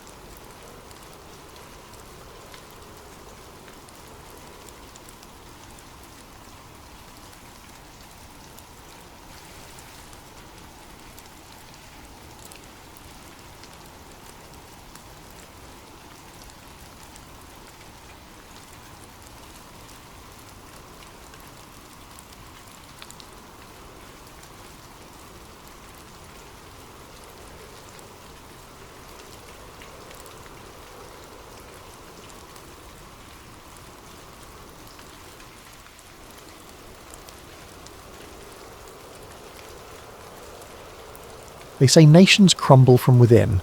What they don't tell you is that sometimes the crumbling is scheduled. In the summer of 2017, a journalist named Evelyn Niles received an unmarked flash drive in her Sacramento apartment mailbox. By 2025, the United States would no longer exist as a single nation. This is the story of how 50 years of planning became reality, and how no one saw it coming until it was far too late to stop. June 14th, 2017. Sacramento, California. Evelyn Niles almost threw the flash drive away. It arrived on a Tuesday, tucked inside a plain manila envelope with no return address, no postage, no markings of any kind. Just her name printed in block letters across the front. Someone had hand-delivered it to her apartment building, slipping it into the bank of mailboxes in the lobby sometime between midnight and dawn. She worked from home most days now. The Sacramento Chronicle had downsized twice in 3 years, and the remaining staff operated on skeleton crews, filing stories from kitchen tables and coffee shops. Evelyn specialised in state politics, budget disputes, water rights, the endless bureaucratic machinery that kept California lurching forward. Important work, perhaps, but rarely thrilling. The flash drive changed everything. She plugged it into her laptop at 2:47 p.m, expecting corporate leaks or campaign finance documents, the usual fare from anonymous sources. Instead, she found a single folder labelled Caldwell 1978 Confidential. Inside were 43 PDF files, scanned documents, yellowed with age, bearing official-looking letterheads from organisations she'd never heard of. The Caldwell Institute for Strategic Policy, the Continental Research Foundation, names that sounded legitimate but felt hollow, like props in a stage play. The first document she opened was dated March 15th, 1978. Memorandum to Senior Advisory Board. From Raymond Caldwell, Director. RE, Preliminary Findings, National Fragmentation Study. Our initial models suggest that the current federal structure will become unsustainable by 2010 to 2015. Economic disparities between coastal and interior regions, combined with cultural segmentation along urban-rural lines, create conditions favourable for managed reorganisation. Recommendation: begin Phase 1 immediately. Timeline: 40 to 50 years for full implementation. Evelyn read it twice, then 3 times. Her hands felt cold. She opened another file, then another. They were all like this: clinical, detached analyses of how the United States could be divided into autonomous regions. Not through war or revolution, but through careful policy engineering, economic incentives, cultural programming, infrastructure management. The documents described it like urban planning, as if reshaping a nation were no different than rezoning a neighbourhood. One memo, dated 1979, outlined something called the Caldwell Plan. Executive summary. The Caldwell Plan proposes a 50-year initiative to transition the United States from a centralised federal system to a confederation of 2 autonomous federations, the Western Federation and the Central Eastern Union. This reorganisation will occur through 5 phases. Phase 1, 1980 to 1990. Economic divergence through selective federal investment. Phase 2, 1990 to 2005. Cultural segmentation via media and education policy. Phase 3, 2005 to 2020. Infrastructure separation and regional identity reinforcement. Phase 4, 2020 to 2023. Legislative decentralisation and governance autonomy. Phase 5, 2023 to 2025. Formal recognition of federal dissolution. Key principle: the transition must appear organic. Public perception must interpret these changes as natural evolution rather than coordinated policy. Evelyn sat back from her laptop, staring at the screen. This was insane. A conspiracy theory dressed up in bureaucratic language, except the documents looked real. Authentic typewriter fonts, proper formatting, official seals, and the dates. She checked her phone. Current events flooded her newsfeed. Power grid failures across the Midwest. The Western Governors Council meeting in Portland. California's announcement of an independent coastal trade initiative. She opened a new browser tab and started searching for Caldwell Institute. Nothing. No website, no Wikipedia entry, no archived news articles. The organisation had vanished completely, as if it never existed. But someone wanted her to find these documents. Someone who knew what they meant. Evelyn created an encrypted backup of the drive, uploaded it to 3 separate cloud servers, then called the only person she trusted with something like this. Marcus Webb answered on the second ring. "I need you to look at something," she said. "Can you come over?" "When?" "Now." Marcus Webb had worked cybersecurity for 15 years before burning out and becoming a freelance data analyst. He was methodical, paranoid, and one of the few people Evelyn knew who understood how information moved through networks, official and otherwise. He arrived at her apartment 90 minutes later, carrying his laptop bag and looking sceptical. "This better be good," he said. "I turned down a contract call for this." Evelyn showed him the flash drive contents. Marcus read through the documents in silence, his expression shifting from doubt to concentration to something that might have been concern. When he finished, he ran forensic analysis on the PDF files, checking metadata, examining scan patterns, analysing paper texture and typewriter fonts. "These are legitimate period documents," he said finally. "The paper stock matches government forms from the late 70s. The typewriter is an IBM Selectric, standard issue for federal offices back then. The scanning was done recently, probably within the last 6 months, but the originals are real. How can you be sure? Because you can't fake this level of aging. Look at the foxing patterns on the paper, the way the ink has faded. This would require access to actual 40-year-old documents and period-accurate equipment. Why go to that trouble for a hoax? Evelyn pulled up her notes. I've been cross-referencing the timeline with real events. Phase 2 was supposed to be cultural segmentation via media and education policy. Guess when cable news started becoming regionally focused? Early 90s. Exactly.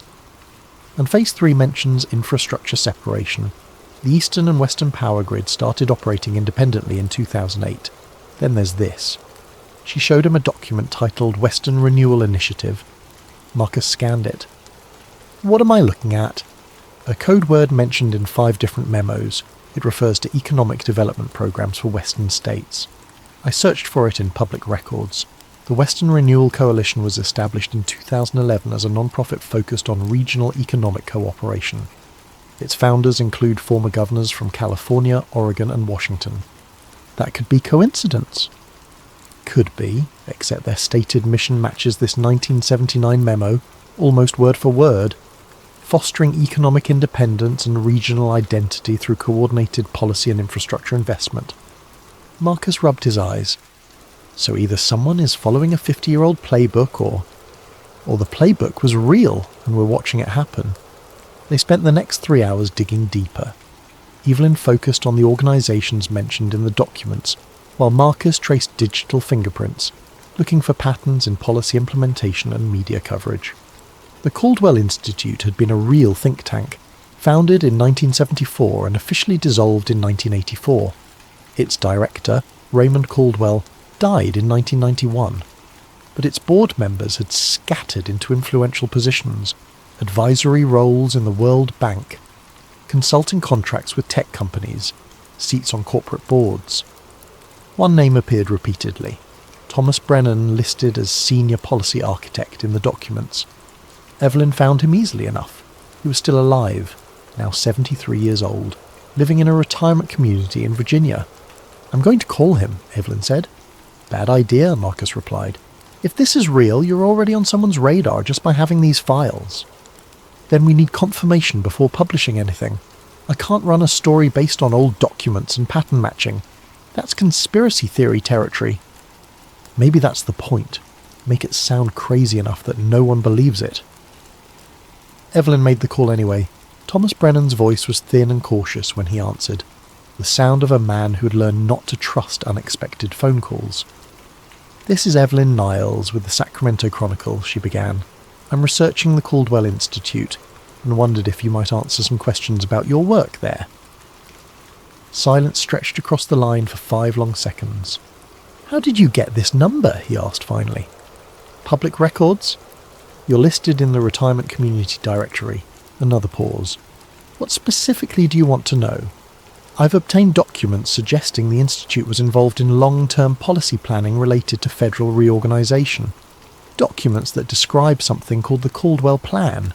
Can you tell me what that was? She heard breathing, the sound of a chair creaking. You shouldn't have those documents, Brennan said quietly, but they exist.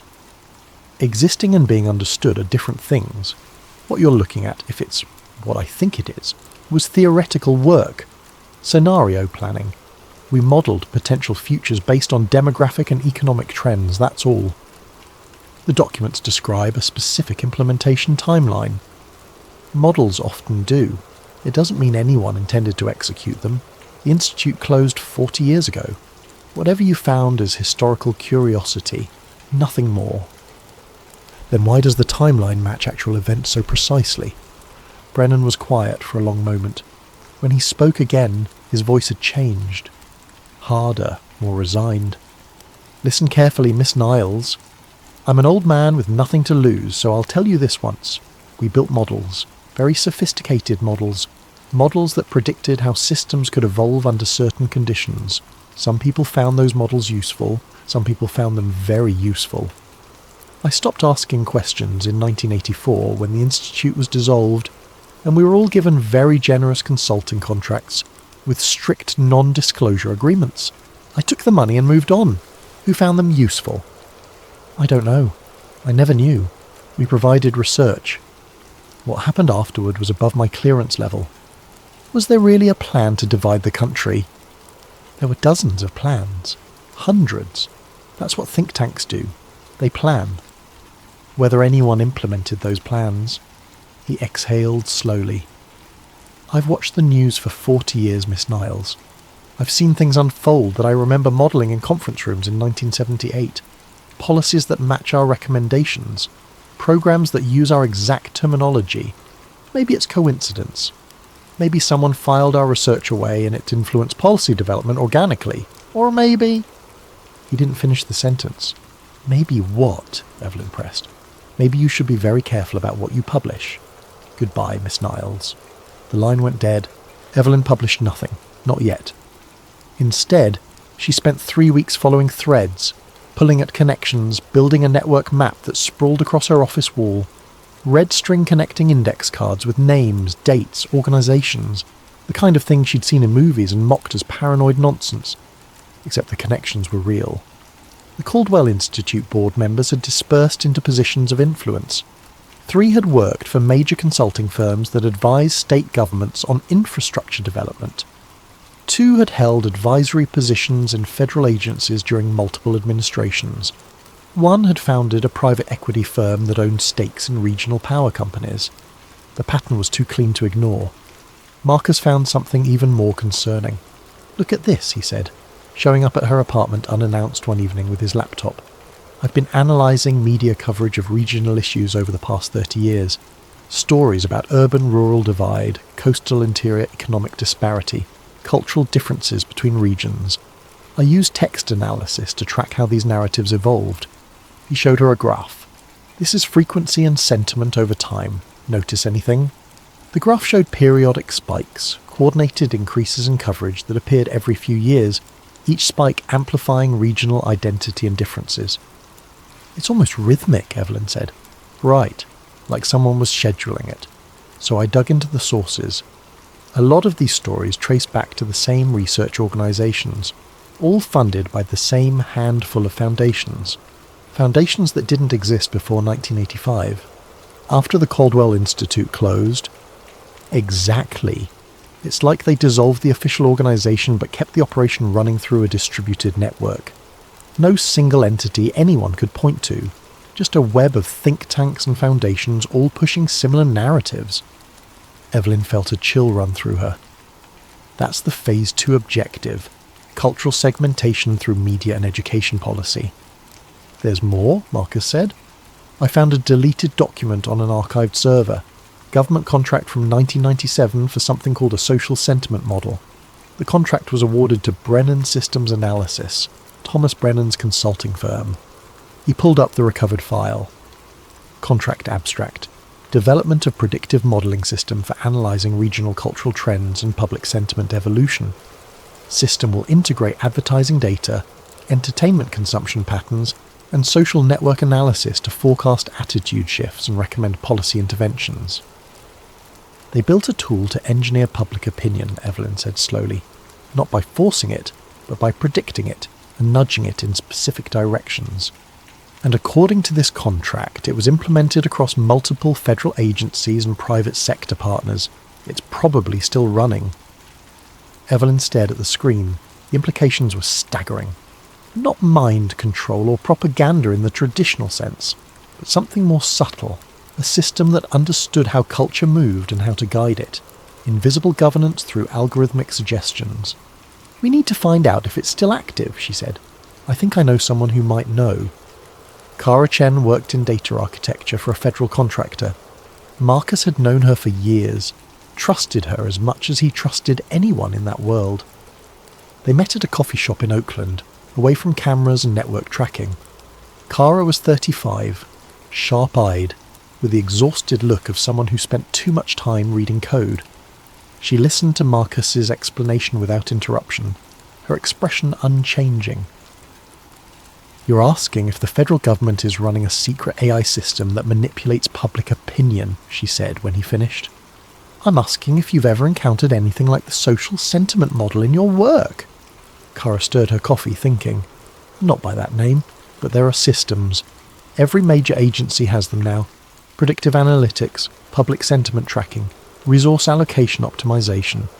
Most people assume it's just data analysis, better targeting for public information campaigns, more efficient policy implementation. But, Evelyn prompted, but some of the systems are old. Really old by tech standards. Core architecture from the late 90s, updated over time but never fully rebuilt. And they're interconnected in ways that don't make sense from a bureaucratic perspective. Treasury, commerce, homeland security, even education, they all plug into the same underlying data structures. What does that mean? It means someone designed them to work together from the beginning. Like they're all components of a larger system that nobody talks about. She paused. There's a code designation that shows up in legacy documentation sometimes. PODESTA. Nobody knows what it stands for. Most people assume it's just an acronym for some defunct department. Evelyn and Marcus exchanged glances. What does it do? Evelyn asked. That's the thing. It's not a department. It's a protocol. Emergency governance procedures that activate under specific conditions. National crisis, congressional paralysis, approval ratings below critical thresholds. When it activates, resource allocation and information distribution shift to automated systems until stability is restored. Automated how? Algorithmic decision-making. The system evaluates conditions and implements policy recommendations without waiting for human approval. It's sold as efficiency, making sure critical infrastructure keeps running during governmental dysfunction, but in practice it means an AI making governance decisions. Evelyn felt her pulse quickening. When was this implemented? The protocols were written in 1999, but the underlying architecture is older. Late 70s, early 80s. Someone built it into the system from the foundation. Has it ever activated? Kara hesitated. Officially? Number. But there have been anomalies. Policy implementations that seem to bypass normal channels. Budget allocations that appear without clear authorization. News cycles that shift in coordinated ways. Could be bureaucratic confusion. Could be something else. Could be the Caldwell Plan executing itself, Marcus said. Kara looked at him sharply. What? Evelyn explained. The documents, the timeline, the network of organizations. How everything seemed designed to create the conditions for managed national fragmentation. When she finished, Kara was quiet for a long time. I need to show you something, she said finally, but not here. And you can't publish any of this until you understand what you're dealing with. March 2019, 2 years later, the blackout started in Missouri. Rolling power failures swept across the central states through March and April, each one lasting longer than the last. The grid simply couldn't handle demand anymore. Decades of deferred maintenance and underinvestment catching up all at once. Federal emergency funds materialized, but the money moved strangely, flowing toward some regions while others were left waiting. The pattern wasn't random. Resources concentrated in coastal areas, while interior states received just enough to prevent complete collapse, but not enough to truly recover. Evelyn watched it unfold with a sick sense of recognition. This was Phase 4, legislative decentralization and governance autonomy. The documents had predicted infrastructure failure would create demand for regional management.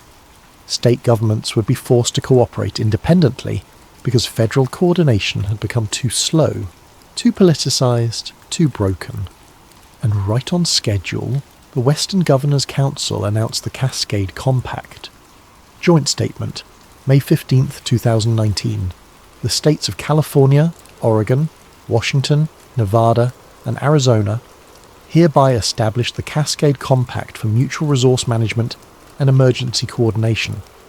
This agreement ensures power grid stability, water resource allocation, and economic continuity until such time as federal capabilities are restored. This is not secession. This is survival. The statement was careful, measured, emphasizing temporary necessity. But Evelyn saw the architecture beneath the words. The compact established parallel governance structures, regional coordination councils, independent grid management, even provisions for interstate commerce agreements that bypassed federal oversight. Everything the Caldwell documents had outlined. She had spent 2 years building her investigation, gathering evidence, conducting interviews.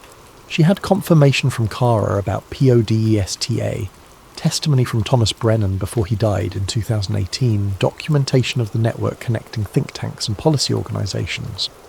She had everything except proof that someone was actively executing the plan. Then the cyber attack started. In June, federal data centres across the country reported coordinated intrusions. Nothing was stolen, nothing was damaged.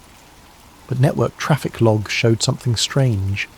The attacks originated from servers owned by corporations named in the Caldwell archives, companies that had received contracts for government IT infrastructure back in the 1990s. Marcus traced the digital signatures. "They're not attacks," he told Evelyn, "they're updates. Someone is pushing new code to federal systems. Updating PODESTA. Can you tell what the updates do? Not without access to the core system, but the timing is deliberate. They're activating something." Evelyn made her decision. She had enough. It was time to publish. She spent 3 weeks writing the exposé, documenting everything. The leaked documents, the network of organisations, the testimony from Brennan and Kara, the pattern of policy implementation matching the Caldwell timeline. She wrote it cleanly, factually, letting the evidence speak for itself. The Chronicle agreed to run it as a front-page feature. They scheduled publication for July 4th, 2019. The story went live at 6 a.m. Pacific time. By 10 a.m, it had vanished. Evelyn discovered the deletion when readers started emailing her, confused and concerned. "I was just reading your article about government planning, but now I can't find it. Did it get moved?" "Your story about the Caldwell thing disappeared from the site. What happened?" She checked the Chronicle website. Her article wasn't there. Not archived, not pulled. Gone, as if it had never existed. She called her editor. "What happened to my story?" "What story?" He sounded genuinely confused. "The Caldwell plan piece. We published it this morning." "Evelyn, I don't know what you're talking about. We didn't publish anything like that today." "Jim, you approved it. You edited it yourself. We spent weeks on fact-checking." A long pause. "I think you need to take some time off. You've been working too hard." She hung up and checked every news site where she'd submitted the piece. Gone. All of them. Then the fact-checks appeared. Articles on major news sites, all posted within hours of each other, all saying the same thing.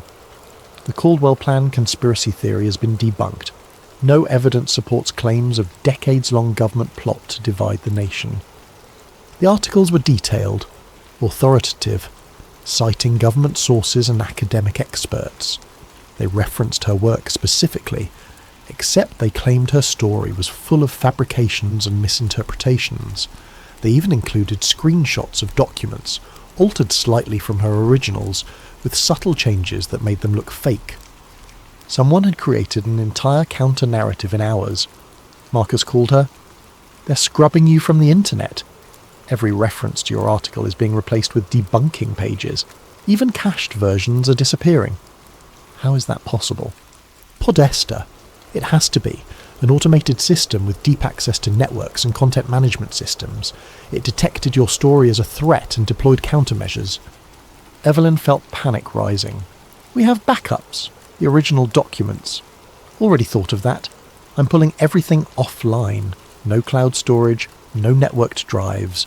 Physical storage only from now on." She spent the next week in a fog of paranoia and disbelief. No one remembered her article. Colleagues at the Chronicle looked at her strangely when she brought it up. Even friends she'd discussed the investigation with seemed fuzzy on the details, as if the memory had been softened, made unreliable. Only Marcus and Kara confirmed she wasn't losing her mind. "This is information warfare," Kara explained when they met in person. "All phones left in another room. Not censorship, something more sophisticated. The system isn't just removing content, it's creating context that makes the truth sound impossible. Conspiracy theory territory, like you said. By flooding the zone with fact-checks and debunking articles, they make your real evidence look like part of the noise. Can we fight it? Not directly. PODESTA controls too much of the information infrastructure. Anything you publish gets counted immediately, but there might be another way. What? Find the source. PODESTA is running on servers somewhere. If we can locate the core system and document it, that becomes evidence that can't be easily erased. Marcus shook his head. That would require accessing classified federal systems. We'd be looking at serious jail time. We're already targets, Kara said. They haven't moved against us directly because it would draw attention. But if the plan continues, if we reach Phase 5, none of this matters anyway. The country reorganises, and we become footnotes in a managed transition that no one questioned because the questions got erased. Evelyn thought about the timeline. Phase 5 was supposed to happen between 2023 and 2025, 4 to 6 years away. I'm in, she said. Tell me what we need to do. It took them 8 months to prepare. Kara worked her contacts, mapping federal IT infrastructure and identifying access points. Marcus built their digital toolkit, anonymizing software, network spoofing, forensic tools that wouldn't leave traces. Evelyn documented everything, preparing the story she would write if they succeeded, if they survived. The break came in March 2020. Kara discovered that PODESTA's core systems weren't housed in a single location but distributed across multiple federal agencies, with the central coordination housed in Treasury Department servers. The system was designed to be resilient, no single point of failure, but that meant the controlling architecture had to be accessible from multiple nodes. I can get us into Treasury's network, Kara said. I have contractor credentials that are still active. We won't be able to stay long, 15 minutes, maybe 20 before security protocols flag us, but it might be enough. They chose a Sunday night in late March when staffing would be minimal. Kara initiated the access from a coffee shop in Arlington, Virginia, bouncing the connection through multiple proxy servers, while Marcus monitored network traffic and Evelyn recorded everything. The Treasury system opened like a vast cathedral of data. Endless directories of files, databases, communication logs. Kara navigated with practiced efficiency, following the digital signatures they'd traced from the cyber attacks. She found it buried in a legacy system folder labelled Policy Optimization Directive, Emergency Stability Algorithm, PODESTA. The acronym wasn't a department name, it was the system itself. Kara pulled the core documentation, thousands of pages of technical specifications, operational parameters, activation protocols. Marcus copied everything to encrypted drives while Evelyn read through the files, her hands trembling. The system was exactly what they'd feared. PODESTA had been implemented in 1999, built on architecture dating back to 1978, the same year the Caldwell documents were created. It was designed as an automated governance system that would activate during national crises, making policy decisions and allocating resources based on complex predictive models. But it was more than that. The documentation included a section titled Manage Transition Protocols. Evelyn read aloud. In scenarios of sustained federal dysfunction, PODESTA will implement pre-programmed reorganization sequences designed to maintain civil order through controlled decentralization. These sequences are based on sociological modelling conducted by the Caldwell Institute Strategic Policy Group, 1974 to 1984. They built the plan into the system, Marcus whispered. The protocols were detailed, precise. When certain conditions were met, congressional approval ratings below 25%, sustained regional economic divergence, infrastructure failure in central states, independent governance initiatives by coastal regions. PODESTA would begin implementing the Caldwell timeline, not as a conspiracy but as an automated emergency response. The system had already activated. The logs showed it clearly. Activation date: November the 15th, 2018. Right after the midterm elections when congressional approval hit a historic low. Since then, PODESTA had been quietly executing the reorganization sequence. Budget allocations that prioritized regional separation. Infrastructure maintenance that allowed central state failures while reinforcing coastal grids. information management that amplified divisive narratives while suppressing unifying ones. The Cascade Compact hadn't been a spontaneous response to crisis.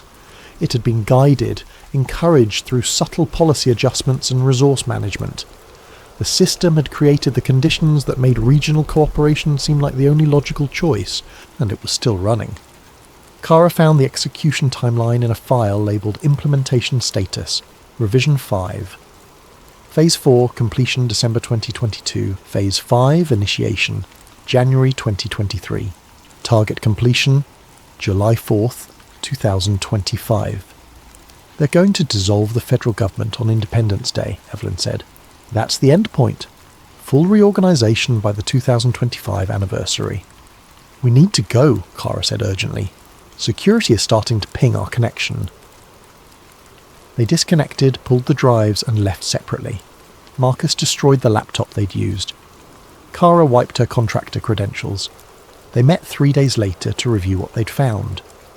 The documentation was comprehensive, smoking gun evidence that the federal government was running an AI system designed to dissolve itself. But they still faced the same problem, how to publish it without the information being immediately suppressed. We need someone inside, Evelyn said. Someone with access to official channels who can release this through government transparency protocols. A whistleblower, Marcus agreed. More than that. Someone high enough that they can't be easily dismissed. Someone who understands what they're looking at and why it matters. Kara thought for a moment. I might know someone, but it's risky. If we're wrong about them, we're finished. We're already finished if we do nothing, Evelyn replied. 2 weeks later, Kara arranged a meeting with her contact, a senior data analyst in the Congressional Budget Office named James Morrison. He had security clearance, access to sensitive systems, and a reputation for integrity. They met in a secure location, showed him everything. Morrison reviewed the documents in silence, his expression growing darker with each page. When he finished, he looked up at them with haunted eyes. I've seen pieces of this, he said quietly. Budget anomalies that didn't make sense. Appropriations that seemed to bypass normal authorization. I thought it was bureaucratic dysfunction, but this explains everything. Can you help us? Evelyn asked. If I release this through official channels, I'll be fired and prosecuted. Congressional oversight doesn't want to hear that government is running on autopilot. They'll bury it. So we do nothing? Morrison shook his head. No. We release it through unofficial channels, but we do it strategically. Multiple platforms simultaneously, with enough distribution that they can't suppress it all. And we need to time it for maximum impact. When? 2023, when Phase 5 begins. That's when the evidence will align with observable events. Right now, people can dismiss it as speculation. But when the Western Federation actually declares independence, when the reorganization starts happening in real time, the documentation becomes undeniable. That's 3 years away, Marcus objected. Yes, which gives us time to build a network of journalists, academics, government officials, people who can corroborate the story from multiple angles. When we release it, it needs to be simultaneous and overwhelming, too big to erase. Evelyn understood the logic, but 3 years felt like eternity. 3 years watching the country drift toward orchestrated dissolution. What if we're too late? She asked. We're already too late to stop it, Morrison said. The system is too entrenched, too automated. But we can make sure people understand what happened. Make sure it's remembered as what it was. Not organic evolution, but engineered transformation. That matters. So they waited. January 15th, 2023. The announcement came at noon Pacific time, broadcast simultaneously across every network and platform. The governors of California, Oregon, Washington, Nevada, and Arizona appeared together, standing before state flags arranged in a semicircle.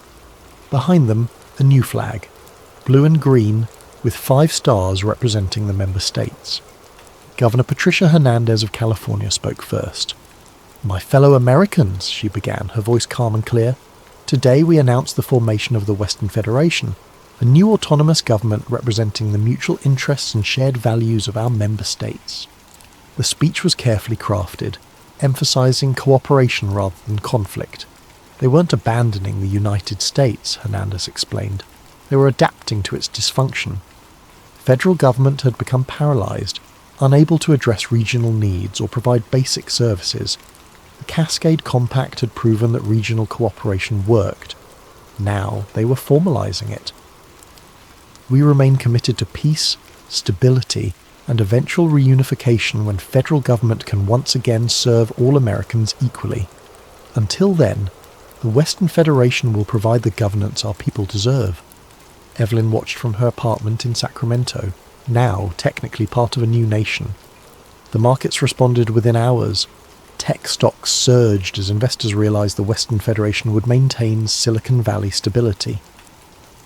The dollar split into two currencies, federal and Western. Banks scrambled to adjust.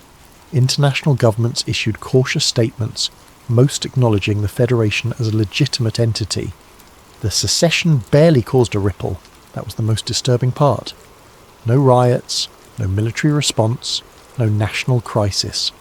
Just quiet acceptance, as if everyone had been expecting this and were relieved it was finally official, because they had been expecting it.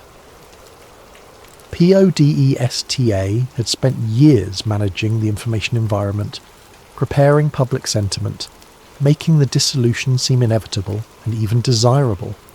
The AI had done its job perfectly. Within the Federation, life continued normally. Better than normal, actually. The regional power grid stabilised. Infrastructure projects accelerated. Government services improved. The new administration moved efficiently, implementing policies that had been planned for decades. Eastern states struggled. Without Western tax revenue and economic productivity, federal budgets collapsed. More blackouts swept the interior. Unemployment climbed. But even there, the response was muted resignation rather than outrage. The plan was working.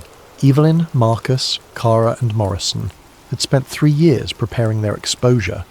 Now the moment had come. They released everything on July 4th, 2023, 45 years to the day after the first Caldwell documents were created. The release was coordinated across 20 platforms simultaneously. Evelyn's full exposé appeared on independent journalism sites. Academic papers analysing the Caldwell documents and PODESTA architecture went live on university servers. Morrison leaked the Treasury files through congressional transparency portals. Cara distributed technical documentation to tech journals and security researchers. Within hours, thousands of people were reading the evidence. The story spread across social networks, discussed on forums, analysed by independent researchers. This time it wasn't erased. Too many copies existed in too many places. The debunking articles appeared.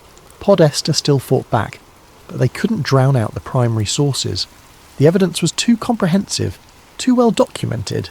Media outlets picked up the story, not major networks, those were still managed by the information control systems, but independent platforms with enough reach to matter. Journalists interviewed Evelyn, Marcus, and Cara. Morrison testified before congressional committees, protected by whistleblower statutes that he'd carefully researched. The revelation sparked fierce debate. Some called it the greatest conspiracy in American history. Others argued it was simply sophisticated governance adaptation.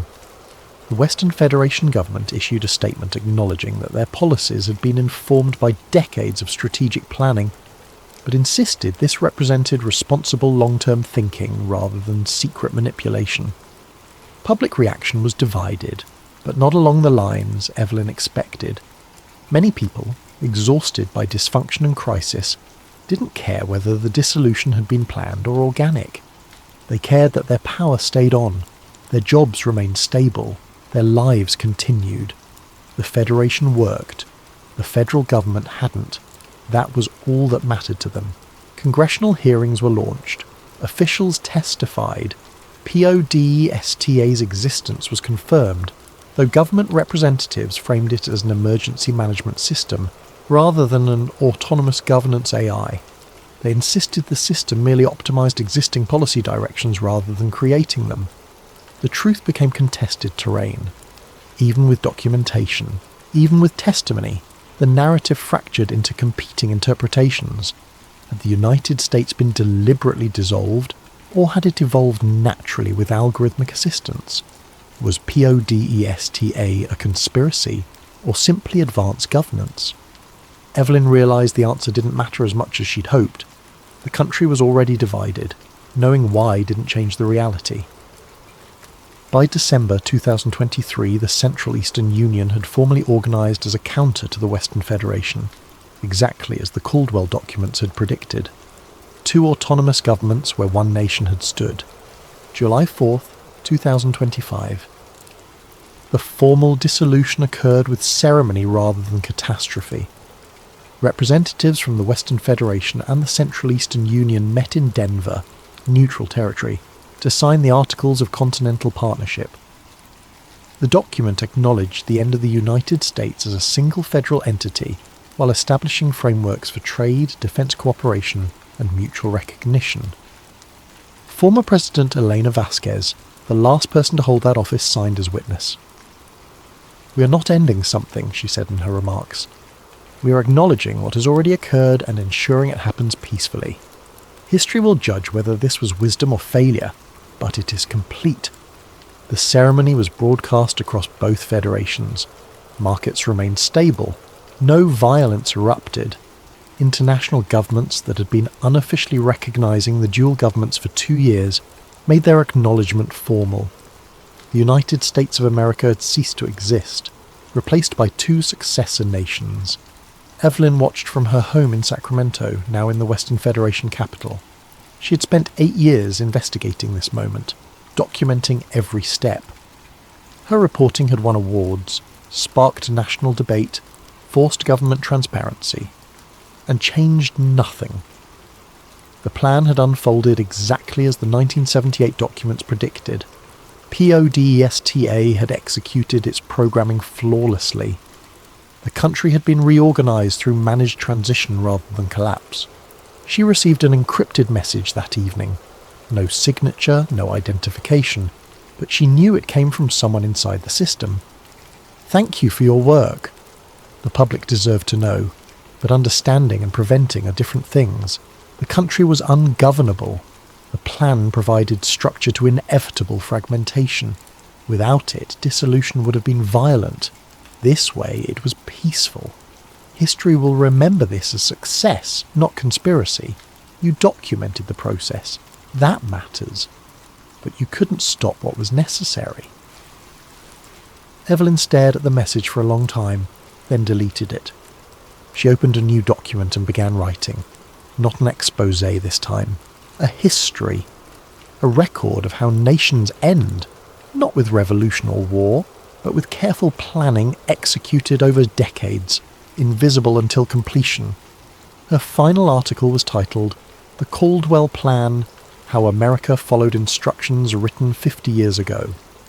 It began, "They say nations crumble from within.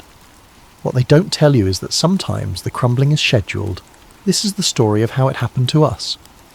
October the 15th, 2025. Professor David Chen discovered the archived files while researching the dissolution.